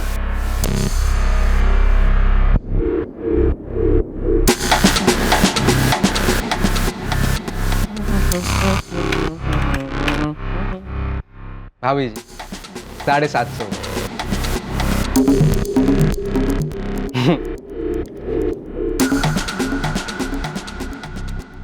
भाभी जी, हमें भी कभी घर बुलाइए गट्टे की सब्जी खाने के लिए, है?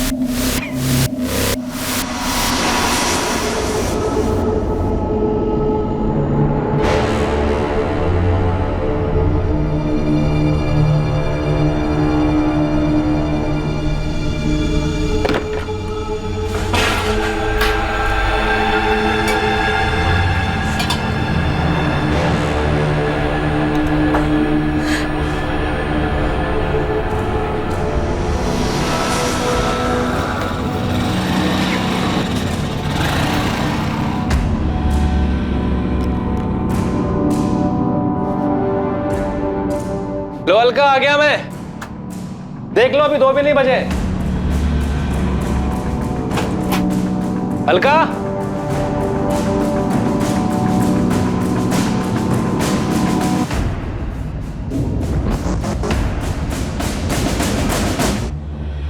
लो आ गया मैं, और वो भी वक्त से पहले।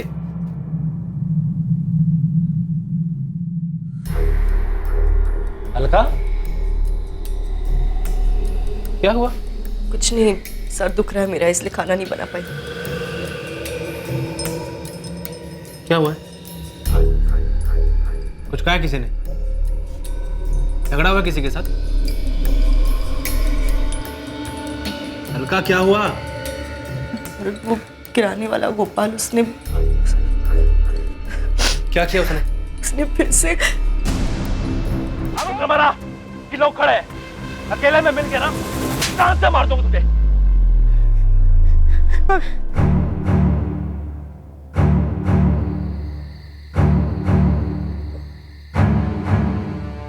बैठो यार, चढ़ गई है, घर भी जाना है, फिर मिलते हैं।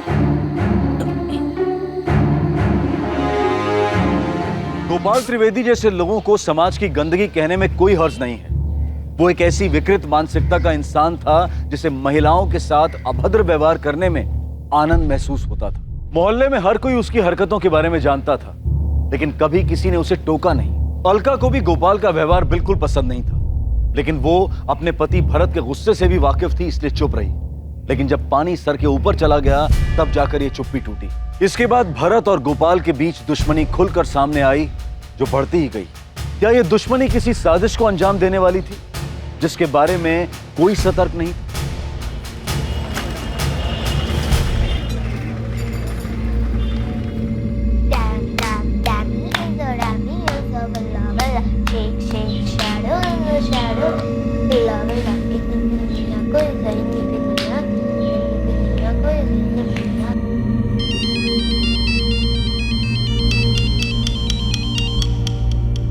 मामा कैसी हो?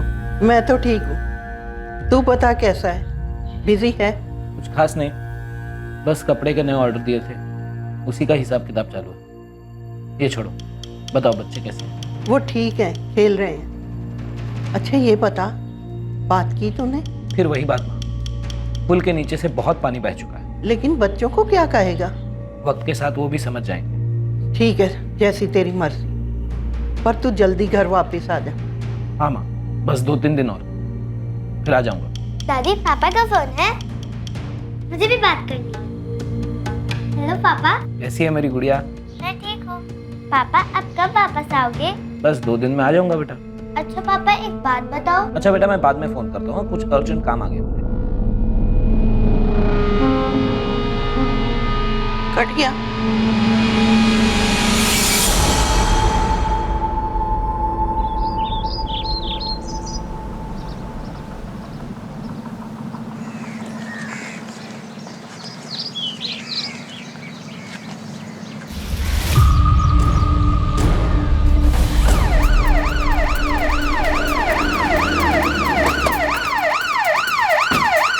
बल्ले, क्राइम स्पॉट से लोगों को पीछे करो, फॉरेंसिक टीम को कांटेक्ट करो, देखो कहाँ तक पहुँचे। मैडम, मैं सुदर्शन चांडे, मैंने पुलिस को फ़ोन किया। यहाँ आसपास आपने किसी और को देखा था? नहीं, आसपास में तो कोई नहीं था। बाकी ये 5-5:30 बजे की बात है ना, मॉर्निंग वॉक वाले ही रहते हैं। ठीक है, थैंक यू। विस्की की बोतल, 2 डिस्पोजेबल गिलास, मतलब 2 लोग रहे होंगे। लेकिन पी कहाँ पर? यहाँ या कहीं और? ये फोन भी मिला है, फिलहाल स्विच ऑफ है। काफी गुस्से में होगा एक्यूज्ड, कोई गहरी वजह हो सकती है। गोपाल त्रिवेदी नाम है, अमृत नगर कॉलोनी का।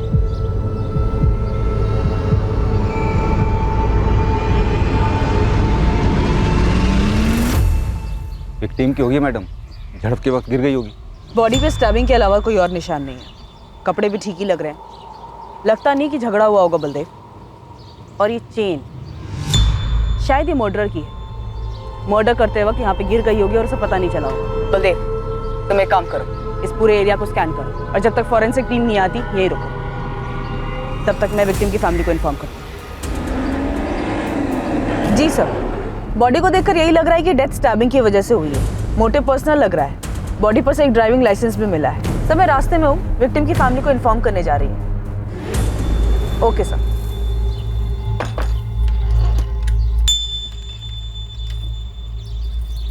The number you have called is currently switched off.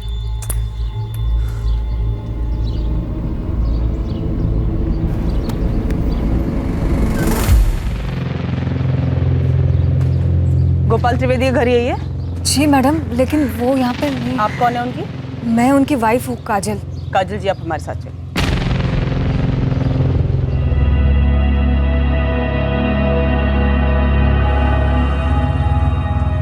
आपके पति से आखिरी बार बात कब हुई थी? कल रात ही हुई थी सर।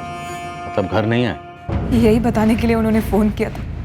बोल रहे थे कि कहीं जाने वाले हैं, आने में ज्यादा देर हो जाएगी। फोन कितने बजे आया था? फोन पर कुछ बताया कि कहाँ जाना था? ये नहीं बताया कि कहाँ जा रहे, लेकिन फोन 10:45 को किया था उन्होंने।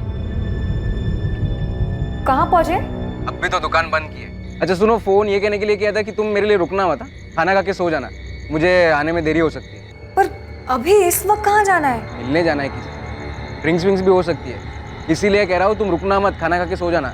मुझे आने में 12-1 भी बज सकता है, शायद और लेट हो जाए। बताया नहीं कि किससे मिलने जा रहे थे, लेकिन बोल रहे थे कि आने में देरी होगी। बैठे बैठे आँख लग गई थी, सुबह 6 बजे उठकर देखा तो वो वापस नहीं आए। मैंने फिर उनको फोन लगाया, उनका फोन फिर स्विच ऑफ आ रहा था। कुछ समझ में नहीं आ रहा था सर। ये लेट आना, शराब पीना, ये रोज की आदत थी या? नहीं सर, रोज की नहीं थी। जब भी उन्हें पीना होता तो वो घर पर अकेले ही पीते। ये गोल्ड चेन, ये आपके पति गोपाल की है? नहीं सर, उनकी नहीं है। वो ये सब नहीं करते थे। ध्यान से देखिए, हो सकता है किसी जान पहचान वाले के गले में देखी हो, किसी के घर में देखी हो। देखिए। नहीं सर, कुछ याद नहीं आ रहा है। दुकान किस चीज की है आप लोगों की? किराना स्टोर है सर, अमृत नगर में ही है। नहीं मैडम, मुझे तो पता ही नहीं चला। दुकान की एक चाबी गोपाल सेठ अपने साथ लेकर जाते थे और एक चाबी मेरे पास रहती है। तो मैंने सुबह आकर दुकान खोली और अब आपसे ये पता चल रहा है। पता नहीं मैडम, मतलब मुझे बताना चाहिए भी या नहीं, पर देख मुन्ना, जो भी जानता सीधा सीधा बता दे। गोपाल त्रिवेदी का मर्डर हो गया है। हो सकता है तेरी बातों से हमें कुछ पता चल जाए। गोपाल सेठ को एक बुरी आदत थी। न जाने कितने लोगों ने अपने मन में दुश्मनी पाल ली होगी उनके लिए। कैसी बुरी आदत और किस बात की दुश्मनी? घूरने की आदत मैडम। वो लेडीज़ को बड़ी अजीब नज़रों से घूरते रहते थे, बहुत ही बेशर्म तरीके से देखते थे सबको। दुकान पर आने वाली लेडीज़ को वो खुलेआम घूरा करते थे और कभी कभी तो जानबूझकर छू भी लिया करते थे। तो कभी किसी ने पुलिस में कंप्लेन नहीं की? नहीं मैडम, गोपाल सेठ जानते थे कि उन्हें किस हद तक जाना है और वो उसके आगे कभी नहीं जाते थे। पर हाँ, लेडीज़ कस्टमर उनसे परेशान ज़रूर रहती थी। अगर गोपाल की इतनी बुरी आदत थी जैसा कि तू बता रहा है, तो कस्टमर इस दुकान में आते क्यों थे? पूरे एरिया की अकेली ढंग की दुकान है मैडम, जहाँ सारा स्टॉक मिलता है, वो भी बाकियों से कम दाम पर। अच्छा, अगर किसी ने पुलिस में कंप्लेन नहीं की उसकी फितरत के बारे में, तो किसी ने अपने घर में तो बताया ही होगा। किसी का झगड़ा वगड़ा हुआ था गोपाल से? हाँ मैडम, अभी महीने भर पहले की बात है। गोपाल सेठ ने यहीं पास में रहने वाली अलका भाभी को परेशान किया था। तब उनके पति भरत भाई और गोपाल सेठ में जमकर पटका पटकी हुई थी। शुक्र मना कि लोग खड़े, अकेले में मिल गया ना, जान से मार दो उसने। धमकी? जान से मारनी? बोला तो यही था मैडम। और उस दिन मैंने देखा कि भरत भाई को कितना भयंकर गुस्सा आता है। ये भरत और अलका रहते कहाँ हैं? नहीं सर, उन्होंने मुझे तो किसी झगड़े या दुश्मनी के बारे में नहीं बताया था। दुश्मनी तो थी काजल जी, वरना बिना दुश्मनी के इतने दर्दनाक तरीके से मर्डर नहीं होता। याद करिए, शायद आपके पति गोपाल ने आपको कुछ बताया हो, कभी कुछ शेयर किया हो किसी के बारे में आपसे। ऐसा तो मुझे कुछ नहीं पता है सर। कौन मार सकता है उनको?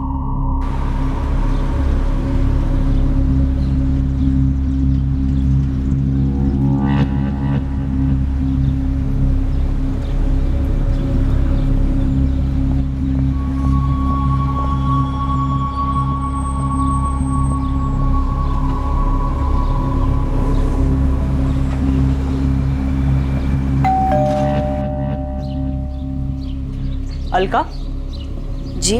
भरत गोयल है घर पे? नहीं, वो घर पर नहीं है। पर क्या बात है, क्यों पूछ रही हैं आप? गोपाल को जानती हो, किराना शॉप वाला जिसको भरत ने मारा था? जी जानती हूँ। तो ये भी जानती होगी कि इस बार किसी ने उसको जान से ही मार दिया। क्या?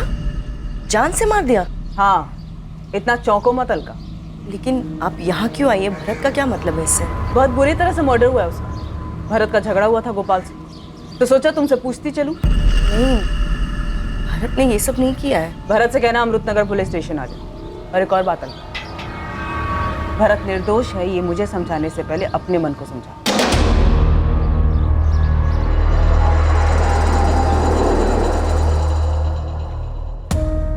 सर, पोस्टमार्टम रिपोर्ट आई है। गोपाल के ब्लड में हैवी क्वांटिटी में अल्कोहल मिला है। बॉडी पे 12 घाव हैं। हमला चाकू जैसी धारदार चीज से किया गया है। मौत कब हुई? पिछली रात से, तकरीबन 12 से 1 बजे के बीच। 12 वार किए गए, मतलब किसी के दिल में बहुत ज्यादा गुस्सा रहा होगा या फिर किसी बात का बदला लिया होगा। हो सकता है सर। मेरी गोपाल की दुकान पर काम करने वाले मुन्ना से बात हुई। वो बता रहा था कि गोपाल का लेडीज को लेकर रवैया कुछ ठीक नहीं था। वो औरतों को घूरता था, उन्हें छूने की कोशिश करता था, छिछोरा टाइप। इस गोपाल की हमारे पास पहले कोई शिकायत आई? नहीं सर, मुन्ना बता रहा था कि हंसी मजाक के बहाने ही गोपाल छूता था, पर लोगों को पसंद नहीं आता था। फिर भी कभी किसी ने शिकायत नहीं की तो मतलब साफ कि किसी ने मन में ही गुस्सा भर के रखा। और वो गुस्सा 12 वार में बाहर आया। अलका का पति भरत गोयल, वो हो सकता है? हो सकता है सर। गोपाल जिस तरीके का आदमी था, जाहिर सी बात है उसकी पत्नी काजल को भी पता होगा उसकी इन हरकतों के बारे में। और सर, किसी भी औरत को अच्छा नहीं लगेगा कि उसका पति इस तरह की छिछोरी हरकतें करे। और वो गोपाल से छुटकारा पाना चाहती होगी। पॉसिबल है। दिव्या, काजल, भरत और गोपाल तीनों के कॉल रिकॉर्ड्स निकलो। इन तीनों के बीच की कड़ी देखते हैं। सर। और बलदेव से कहो कि गोल्ड चेन के बारे में जल्दी पता लगा। सर, बलदेव शहर के ज्वेलर से पूछताछ कर रहा है, जल्दी कुछ मिलेगा। ये तो नमन लाल ज्वेलर्स वाले का आइटम है साहब। कौन सा? वो बड़े वाला शोरूम? हाँ साहब, वही फेमस, जिसकी बहुत सारी ब्रांच है। ये देखो, चेन पर उनका ट्रेडमार्क भी बना है। सर, मैं मानता हूँ कि मैंने गोपाल के साथ मारपीट की थी। अब वो मर चुका है तो उसके बारे में बुरा भला नहीं बोलना चाहिए, लेकिन एक नंबर का छिछोरा और कमीना आदमी था। मेरी बीवी के साथ छेड़छाड़ की थी उसने।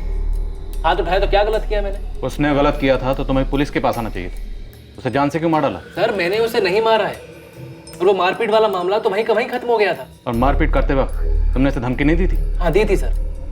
गुस्से में और रौब झाड़ने के लिए बोल दिया था। मर्डर की रात तुम कहाँ थे? कब मर्डर की रात? कल रात 11 से 2 के बीच में तुम कहाँ थे? घर था सर, सो रहा था। इसे तो पहचानते हो? हमारी गोल्ड चेन? नहीं सर, ये मेरी नहीं, मैं चैन पहनता ही नहीं।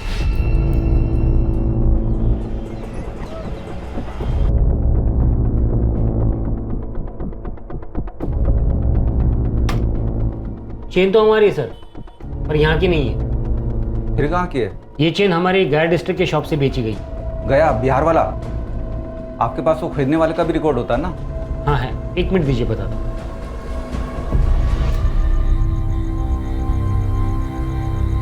अलका, क्या हुआ? जा क्यों रही हो? नींद नहीं आ रही है भरत, बार बार तुम्हारी और गोपाल की लड़ाई याद आ रही है। अलका, वो बहुत पहले हो चुका है, ज़्यादा सोचो मत उस बारे में। और गोपाल जैसे कर रहा था आज नहीं तो कल उसके साथ ये सब होना ही था। इससे हमारा कोई नाता नहीं। सर, सीडीआर में गोपाल के मर्डर के दिन या उसके आगे पीछे गोपाल के साथ भरत के कोई भी कॉल्स नहीं है, और मर्डर के टाइम भरत की लोकेशन उसके घर के एरिया में ही है। तो कॉल रिकॉर्ड के अकॉर्डिंग उस पर कोई डाउट बनता नहीं है। और काजल पर? उसके कॉल रिकॉर्ड्स क्या कहते हैं? यही कि उसका अफेयर हो सकता है। अफेयर? Yes sir, affair. किसी सुरेश प्रजापति नाम के बंदे के साथ बात होती है। पिछले महीने काफी कॉल्स हुए दोनों के बीच में, और सर इस बातचीत की शुरुआत कुछ 1 महीने पहले हुई। और सर सबसे बड़ी बात, मर्डर की रात भी दोनों ने बात की। तो ले आओ काजल और सुरेश प्रजापति दोनों को, पूछते हैं इनसे कि गोपाल की पीठ में छुरा घोंपने से पहले गोपाल की पीठ के पीछे इन दोनों में क्या पता है, और गोल्ड चेन की क्या बेटी?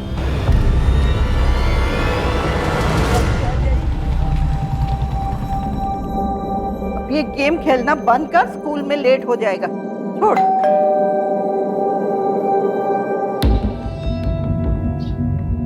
कमलेश सिंह यहाँ रहता है? हाँ, यही रहता है। बुलाइए उसे। वो तो घर पे नहीं है। आप उसकी कौन? मैं उसकी माँ हूँ।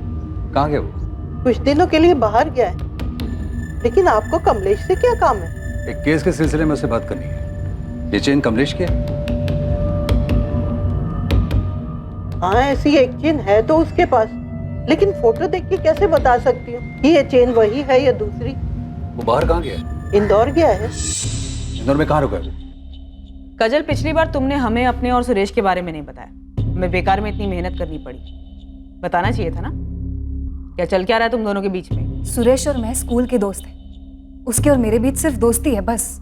इस स्कूल के पुराने दोस्त से अचानक से पिछले 6 महीने से कैसे दोस्ती हुई? पहले तो नहीं थी ये दोस्ती। नहीं सर, क्योंकि स्कूल के बाद सबने अपने अपने रास्ते पकड़ लिए थे। मैं आगे की पढ़ाई के लिए बैंगलोर चला गया था और फिर वहीं काम करने लग गया। इतने सालों बाद अब वापस लौटा तो काजल से मुलाकात। और एक अरसे बाद अपने पुराने प्यार को देखकर तुम बहक गई। तुम जानती थी कि तुम्हारा पति जिसके साथ तुम खुश नहीं थी, तो पति का प्यार तुम्हें सुरेश में दिखाई दी। जी नहीं, मैं जानती थी गोपाल कैसा था। वो जैसा भी था मेरा पति था, और सुरेश सिर्फ एक दोस्त है जिससे मैं कभी कभार अपने दिल की बातें शेयर कर लेती। वही तो मैं कह रही हूँ काजल, कि जो बातें तुम सुरेश के साथ शेयर करती थी वो बातें तुम गोपाल के साथ नहीं शेयर कर पाती थी। तुम दोनों के बीच में अफेयर चल रहा था ना? बोलो। कोई अफेयर नहीं है सर। काजल बस मेरी दोस्त है, उसने मुझे कभी उस नजर से नहीं देखा। तो मतलब मामला एक तरफा था, सिर्फ तुम्हारी तरफ से प्यार था? सर, मैं स्कूल के वक्त से ही काजल को बहुत पसंद करता था, और उसके मन में मेरे लिए कभी कुछ ऐसा था ही नहीं। फिर आगे की पढ़ाई के लिए मैं शहर छोड़कर चला गया सर। मन में था मेरे कि वापस आऊंगा तो उससे बात करूंगा, अच्छी नौकरी होगी तो शायद कुछ बात बनेगी। और अब जब वापस आया तो पता चला कि उसकी शादी हो चुकी। और तुम्हें यह भी पता चला कि जिस शख्स से शादी हुई है गोपाल, वो किस तरह का आदमी है? आई एम सॉरी टू से काजल, पर अगर वो इतना लीचड़ आदमी है तो तुम क्या क्यों रह रही हो? अलग क्यों नहीं हो जाती तुम? मर्दों के लिए कहना आसान होता है सुरेश। एक बार तुम मेरी तरफ से सोच के देखो, मैं क्या करूंगी, कहाँ जाऊंगी। मेरे अपने घर वाले ही मेरा साथ नहीं देंगे, और मेरे घर वाले गोपाल से खुश हैं। तुम्हारे घर वाले खुश है तो तुम खुश हो? ये कैसे खुशी है काजल? खुशी और गम अपने अपने दिमाग की सोच है सुरेश। गोपाल मेरा पति है, आज मेरे सर पर पक्की छत है, पहनने को अच्छे कपड़े हैं, 2 वक्त की रोटी है। जो कुछ है गोपाल का किया हुआ है, और वो जैसा भी हो मेरे साथ कभी भी बुरा नहीं करता। और रही मेरी बात, तो मैं तुम्हें दिल से बता दूं कि मैं दुखी नहीं हूँ।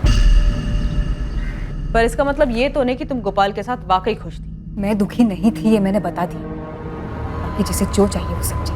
तो ये सब सुनने के बाद तो तुम गोपाल से नफरत करने लगे होगे। सर मेरी जगह कोई भी होता तो और क्या करता? मेरी दोस्त की लाइफ खराब कर रहा था वो। तो तुम्हें क्या लगता, गोपाल को मारकर तुमने अपने दोस्त की लाइफ संवार दी? जी नहीं सर, किसी को नापसंद करने का ये मतलब थोड़ी कि उसको जान से ही मार दिया जाए। और तुम्हारी बातों से लग रहा है कि तुम काजल को इन हालात में ज़्यादा वक्त तक नहीं देख सकते थे, और काजल को इन हालात से निकालने का तुम्हारे सामने यही एक रास्ता था, जिसका नतीजा हमारे सामने। ऐसा करने से काजल तुम्हें मिल जाती। सर आप ये सब थियोरीज बना रहे हैं। मैं पहले ही बता चुका हूँ, मैंने कुछ नहीं किया। हाँ मैं गोपाल को नापसंद करता था, पर सर मैं उससे आज तक मिला तक नहीं। तुम कल रात कहाँ थे? 11 से 2 के बीच में। सर मैं घर पे सो रहा था। ये सोने की चेन तुम्हारी? जी नहीं सर, मैं चेन्स नहीं पहनता।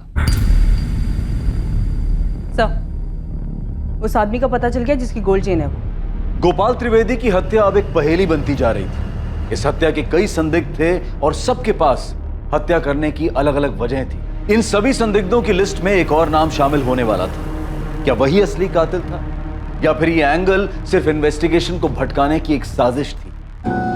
हेलो सुरेश, मुझे पुलिस ने बुलाया था। क्या? मैं भी अभी वहीं से वापस आ रहा हूँ। हमारे बारे में पूछा? हाँ पूछा। तुमने उस बारे में तो कुछ नहीं बताया ना?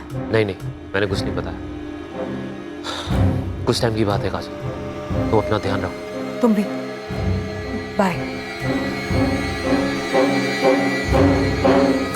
कौन गोपाल त्रिवेदी? अब याद आया? नहीं सर, मैं इस आदमी को जानता भी नहीं हूँ। तो तुम्हारी ये गोल्ड की चेन डेड बॉडी के पास कैसे मिली हमें? चेन तो मेरी ही लग रही है। लग नहीं रही है, चेन तेरी ही है। अब ये बताइए, चेन गोपाल की डेड बॉडी के पास कैसे पहुंची? सर मेरी लड़ाई हुई थी, उस दिन से ये चेन नहीं मिल रही है। अगर तो गोपाल की डेड बॉडी के पास ध्यान से देखता तो चेन तुझे मिल जाती। नहीं सर, गोपाल के साथ मेरी लड़ाई नहीं हुई थी। दूसरा आदमी था, भरत नाम है उसका। भरत? पूरा नाम भरत गोयल? जी सर, लेकिन आप उसे कैसे जानते हैं? तू बता, तू कैसे जानता? और तेरा झगड़ा क्यों हुआ था उससे? झगड़ा उसने शुरू किया था। क्यों शुरू किया था? सर उसे गलतफहमी हुई थी कि मैं अलका को परेशान कर रहा हूँ। तू अलका को कैसे जानता है? कैसे जानता है? वो मेरी बीवी। क्या? 8 साल पहले हमारी शादी हुई थी, 2 बच्चे मेरे। डिवोर्स हो गया तुम लोगों का? नहीं हुआ सर, पता ही नहीं चला ये सब कैसे हुआ। मैं बिजनेस के सिलसिले में 2 महीने बाहर गया था, कपड़े के धंधे को और अच्छे से जमाने की कोशिश में था। पता ही नहीं था मेरे पीठ पीछे क्या चल रहा है। जब वापस घर गया तो अलका भरत के साथ भाग चुकी थी। अपने छोटे छोटे बच्चों का भी ख्याल नहीं आया सर उसको। कैसी है मेरी गुड़िया?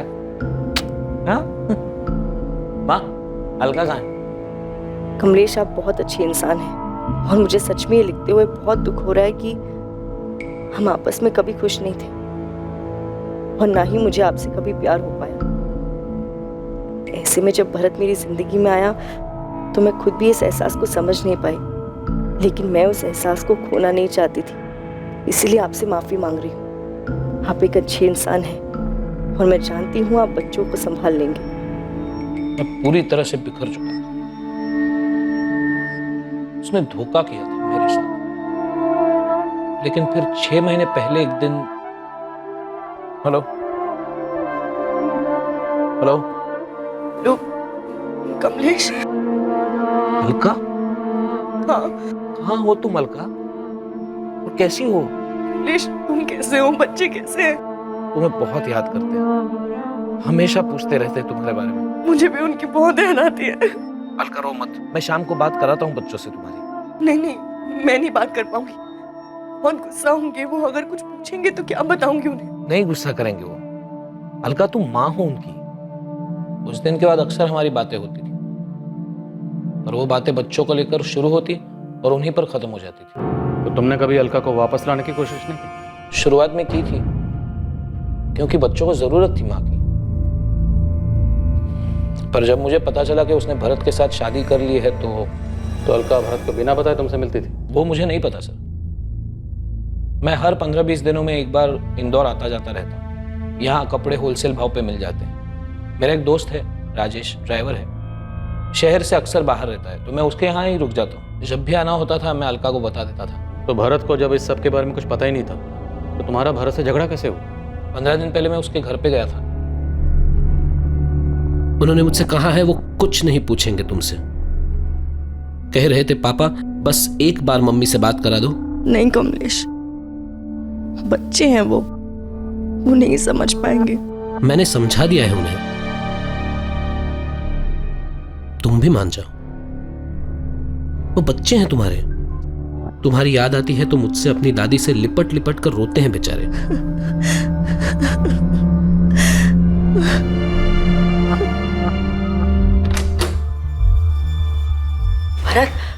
तू यहाँ मेरे घर तक पहुंच गया तू? हाँ? वो यहाँ पे सिर्फ बच्चों से बात कराने के लिए आए हैं। और तुझे भी मजा आ रहा ना मेरी पीठ पीछे ये सब करके? भरत ऐसी कोई बात नहीं है, बच्चों को सिर्फ अलका से बात करनी है। अपनी नौटंकी बंद कर, बच्चों का नाम लेके इमोशनल ब्लैकमेल कर रहा तू। चल निकल यहाँ से। भरत जाने दो। अलका से दूर रहना, अपने बच्चे खुद संभाल। अलका बच्ची नहीं है, उसने जो करना था उसने किया है। दोबारा इसके आसपास दिखाना, छोड़ूंगा नहीं तुझे। तो तुम्हारी ये चेन उसी झगड़े में गुम हुई थी या तुम दोबारा अलका से मिलने गए थे? नहीं, इसी झगड़े में। मुझे अगले दिन उसका पता चला तो मैं फिर से भरत के घर गया। बड़ा आदमी है तू, मार खाने के बाद भी कुत्ते की तरह घूम के वापस आ गया। कोई शौक नहीं मुझे उसके पीछे घूमने का। रख उसे अपने पास। कल जब तूने मेरी कॉलर पकड़ी थी, मेरी गोल्ड की चेन यहाँ गिर गई थी, वही लेने आया हूँ। कोई चैन नहीं है तेरी यहाँ पर। चल निकल यहाँ से। कमलेश, यहाँ कोई चेन नहीं गिरी तुम्हारी, प्लीज जाओ यहाँ से। तो हो सकता है तुम्हारी चेन भरत को मिल गई हो। शायद, लेकिन भरत से ना अलका ने पूछा ना मैंने पूछा। अब आप बोल रहे हो तो मुझे पक्का यकीन है वो चेन भरत को मिली और उसने छुपाई। लेकिन अगर चेन भरत को मिली थी तो ये चेन गोपाल की डेड बॉडी के पास कैसे पहुंची? सर मुझे कैसे पता होगा सर, मैं गोपाल को जानता तक नहीं। इस कमलेश सिंह के बारे में क्या जानती हो? गया बिहार का रहने वाला है। नहीं मैडम, मैं इन्हें नहीं पहचानती हूँ। गोपाल ने इसके बारे में कभी कुछ नहीं बताया? नहीं मैडम। कौन है ये? साहब बात तो सही है, भरत गुस्से वाला तो है और अपनी बीवी को लेके कुछ ज्यादा ही चौकन्ना रहता है। मतलब? मेरी बहन की शादी तय हो गई है भाभी जी। अरे वाह, बधाई हो मोहन। आपको और भैया को दोनों को आना है। हाँ हाँ बिल्कुल आएंगे।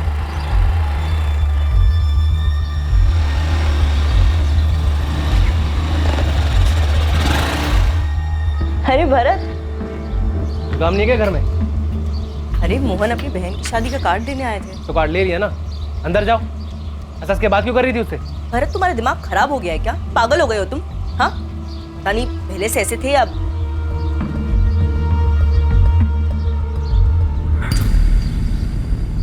क्या मजाल कि अलका किसी भी मर्द के साथ बात भी कर ले। मर्डर वाले दिन कुछ देखा था क्या मुन्ना? या दुकान पे कुछ हुआ था? या कोई बुलाने आया था दारू पीने के लिए? हाँ, एक आदमी आया था मैडम। उसकी कुछ बात हो रही थी गोपाल सेठ से। कौन था वो? क्या बात हो रही थी? क्या बात हो रही थी ये तो मैंने नहीं सुना, पर दोनों बहुत गुस्सा थे, उल्टा सीधा बोल रहे थे एक दूसरे को। लेकिन मैंने उस आदमी को उस दिन पहली बार ही देखा था। अच्छा ये देख तो, ये था वो।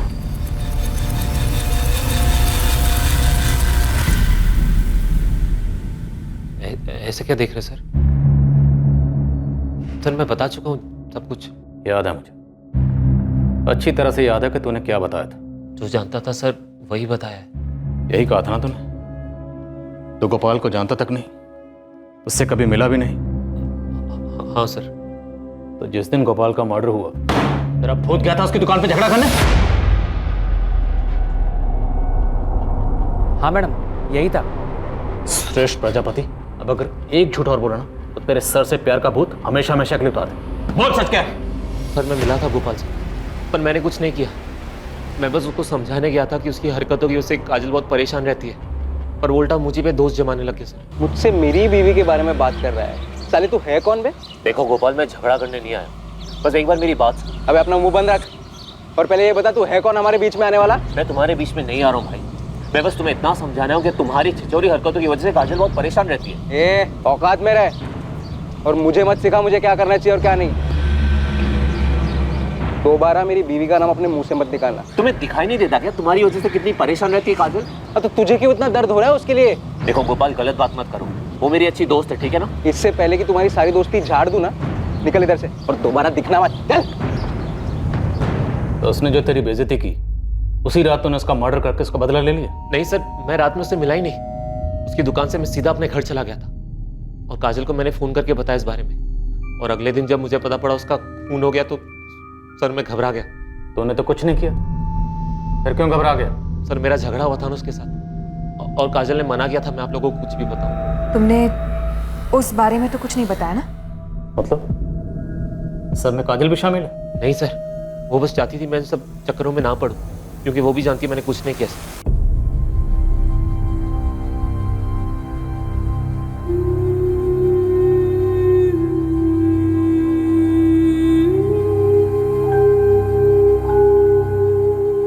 और गोपाल जैसे कर रहा था आज नहीं तो कल उसके साथ ये सब होना ही था।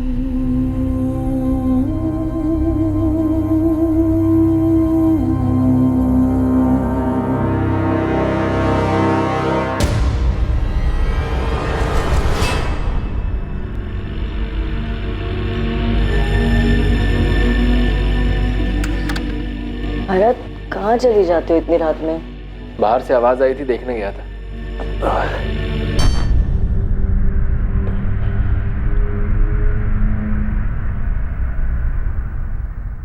बहुत थक गया आज। क्या हुआ तुम्हें? कल पुलिस ने बुलाया है। हाँ तो परेशान क्यों? बताया है ना, क्या बोलना है?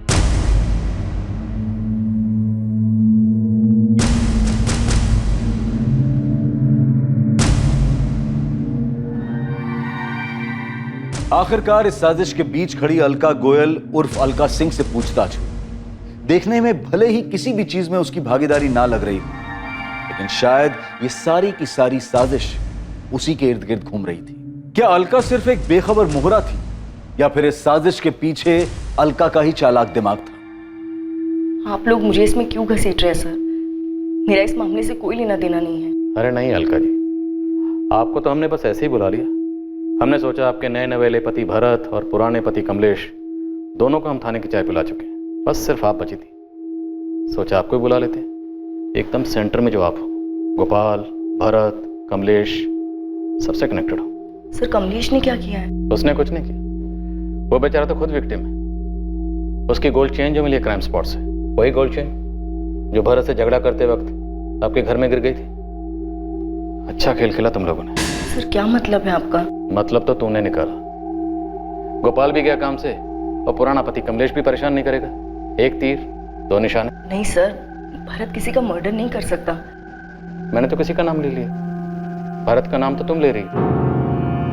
अब जब नाम ले ही रही हो तो ये भी बता दो कि भरत से कब और कैसे मिली? 1 साल पहले मिली थी। कमलेश दुकान के काम से काफी दिनों के लिए बाहर गए हुए थे, तब मैं ही सब कुछ देख रही थी। राजू, ये वाले कपड़े साइड में रख।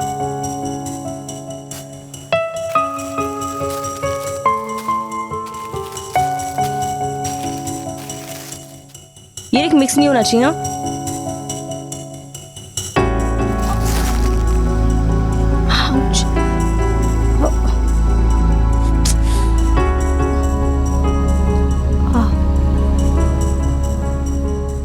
उसके पहली बार छूते ही मुझे वो एहसास हुआ था जो इतने सालों में कमलेश के साथ कभी नहीं हुआ था। तुमने भरत को अपनी पिछली जिंदगी के बारे में कुछ नहीं बताया? नहीं सर, मुझे डर लगता था कि कहीं मैं भरत को खो ना दूं। लेकिन भरत को पाने के बाद भी मैं अपने बच्चों को भूल नहीं पाई। इसलिए भरत से छिपकर मैं कमलेश से बात करने लगी। तो आखिर ये झूठ का घड़ा फूटा कैसे? मैं यहाँ सिर्फ बच्चों के लिए आया हूँ अलका, प्लीज एक बार बात कर लो। बार बार एक ही बात क्यों दोहरा रही हो कमलेश? मैं बच्चों से नहीं बात कर पाऊंगी। क्यों नहीं? वो बच्चे हैं तुम्हारे। मैं वादा करके आया हूं उनसे, इस बार उनकी मम्मी जरूर उनसे बात करेगी। कौन है ये अलका?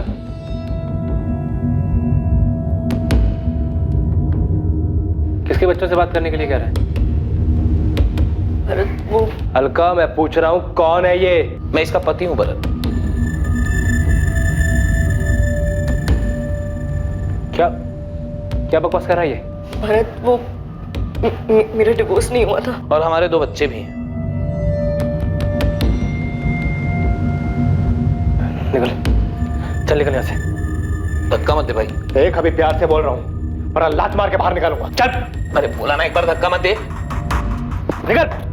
अलका मेरी बीवी है, सपने में भी उसके बारे में सोचना मत, वरना वहां पर भी आके मारूंगा तुझे।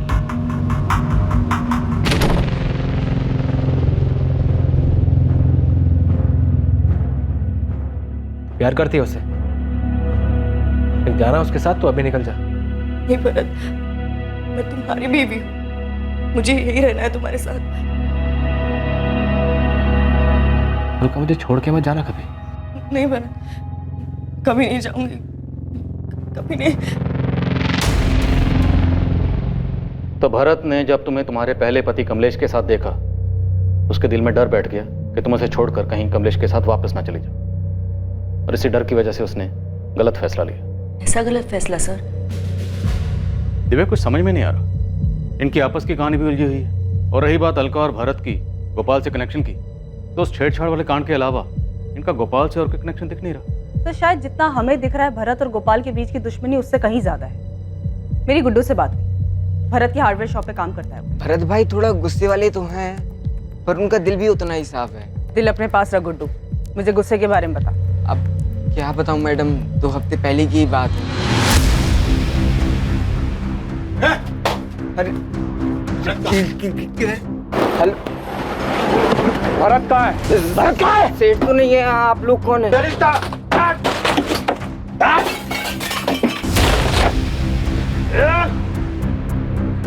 भरत को समझा देना, थोड़ा हिसाब में रहा करे, नहीं तो अगली बार से ना हमारी लाठी उसका सर होगा, समझा?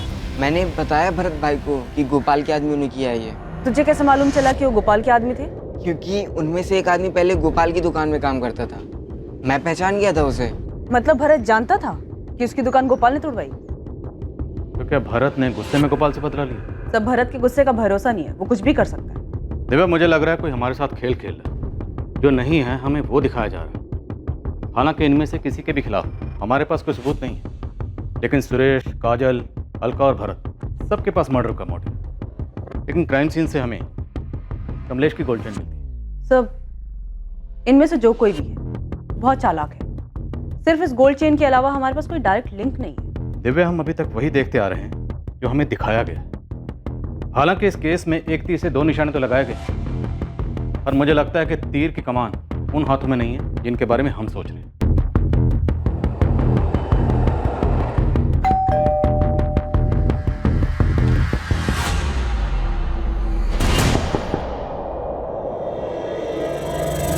सब दिखावा था, एक बेगुनाह को फंसाने के लिए दूसरे बेगुनाह का कत्ल किया गया। गोपाल का सिर्फ इस्तेमाल हुआ अपना मतलब निकालने के लिए। शिकारी बहुत शातिर है। क्या समझे भरत? नहीं समझा सर, पर सर मैंने गोपाल को नहीं मारा है। हम जानते हैं भरत, पर तुम नहीं जानते। ये सारी साजिश तुम्हारे लिए रची गई थी, क्यों कमलेश? मुझे क्या पता सर। प्लानिंग तो बड़ी फुल प्रूफ की थी तुमने, मेहनत भी बहुत की होगी, पर फिर भी एक बात भूल गई। मुजरिम कितना भी शातिर क्यों ना हो, एक गलती जरूर करता है। कमलेश सिंह को जानता मुन्ना? नहीं मैडम। अच्छा इसको ध्यान से देख। इसको देखा है गोपाल के आसपास या दुकान के आसपास? हाँ मैडम, इसको तो देखा है, अभी 20-25 दिन पहले ये दुकान पर आया था। मतलब कमलेश ने ये सारा नाटक सिर्फ मुझे फंसाने के लिए किया? ऐसा भी कह सकते हैं, पर हकीकत यह है कि कमलेश ने सारा नाटक अलका को वापस पाने के लिए किया। क्या करता सर? प्यार करता था उससे, मेरी बीवी थी वो, मेरे बच्चों की माँ थी वो, हर हालत में उसे पाना चाहता था सर। जब उसने मुझे कांटेक्ट किया मैंने वो मौका नहीं छोड़ा, अपने बच्चों के बहाने उससे मिलता रहा, साबित करना चाहता था मैं बेहतर हूं उसके लिए। लेकिन फिर एक बार ये भरत बीच में आ गया। इसलिए तूने उस गोपाल को मार दिया ताकि भरत फंस जाए। हाँ। तुमने गोपाल को ही क्यों मारा? तुम गोपाल को कैसे जानते थे? अलका का पता चलने के बाद मैं छुप छुप के उस पे और भरत पे नजर रख रहा था।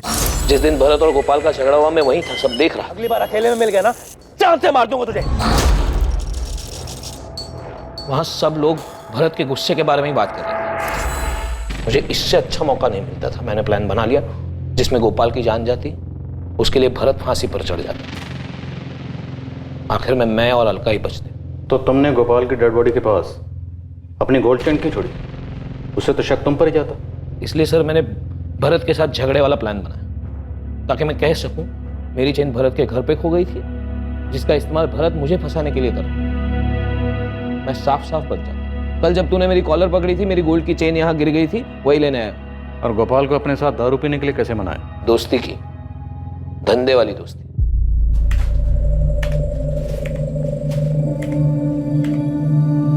गोपाल भाई। बोलो भाई, क्या चाहिए? आप चाहिए गोपाल भाई, आपका दिमाग चाहिए। आपकी जितनी बड़ी दुकान खोलना चाहता हूं मैं भी। मैं जानता था गोपाल को फंसाने के लिए उसको लालच देना पड़ेगा। मैंने उसे इंदौर में ही अपनी नई दुकान में अच्छी पार्टनरशिप का लालच दिया। 100% पैसा मेरा और उसमें 50% पार्टनरशिप उसकी। ये आइडिया सुन के उसका दिमाग बंद हो गया। मेरा काम बन चुका था। उसके बाद भी मैं उसको 1-2 बार और मिला। तो गोपाल की कॉल डिटेल रिकॉर्ड में तुम्हारा नंबर कैसे नहीं मिला? मैं क्योंकि मैंने उसे अपना नंबर दिया ही नहीं। मैं जानता था मोबाइल से पुलिस आसानी से पकड़ लेती। तो फिर गोपाल के साथ कांटेक्ट कैसे मैनेज किया? जब भी जरूरत होती थी मैं उसे पीसीओ से फोन कर लेता था। फिर वो दिन आया जब मुझे इस काम को अंजाम देना था। मैंने उसे पीने के लिए बुलाया। वो भी फ्री की दारू के लिए रात को भागा भागा चला है। मैं नहीं पी रहा था, लेकिन फ्री की दारू थी तो उसने पेट भर कर पी। भैया चढ़ गई, घर भी जाना है, फिर मिलते हैं। फिर मैंने अपनी गोल्ड चेन वहीं छोड़ दी।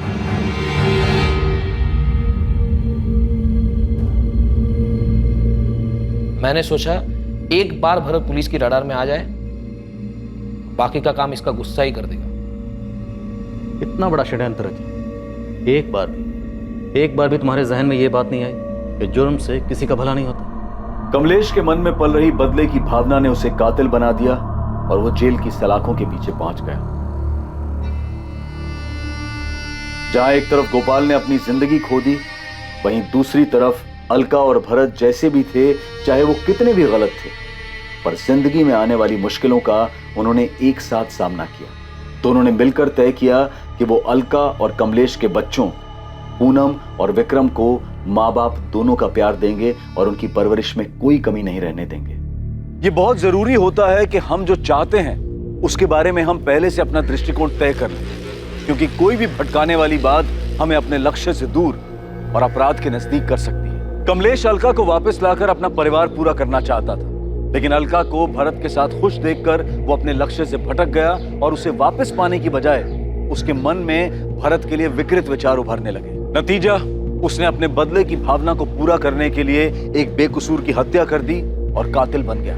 कमलेश का अलका और भरत पर गुस्सा जायज माना जा सकता है, लेकिन उसने जो गोपाल के साथ किया उसे किसी भी तरह से सही नहीं कहा जा सकता। जरूरी है कि हम अपने लिए एक आदर्श रास्ता चुनें और हर हाल में उसका अनुसरण करते रहें। परिस्थितियां चाहे कितनी भी चुनौतीपूर्ण क्यों ना हो, लेकिन भावनाओं में बहकर गलत फैसला ना करें।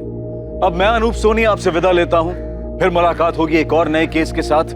और याद रखें, क्राइम और आपके बीच में सिर्फ इतना फर्क है कि आप कितने सतर्क हैं। सतर्क रहें, सुरक्षित रहें। जय हिंद। इस तरह के और भी एपिसोड देखने के लिए हमारे चैनल को सब्सक्राइब करें और बेल आइकन दबाना ना भूलें।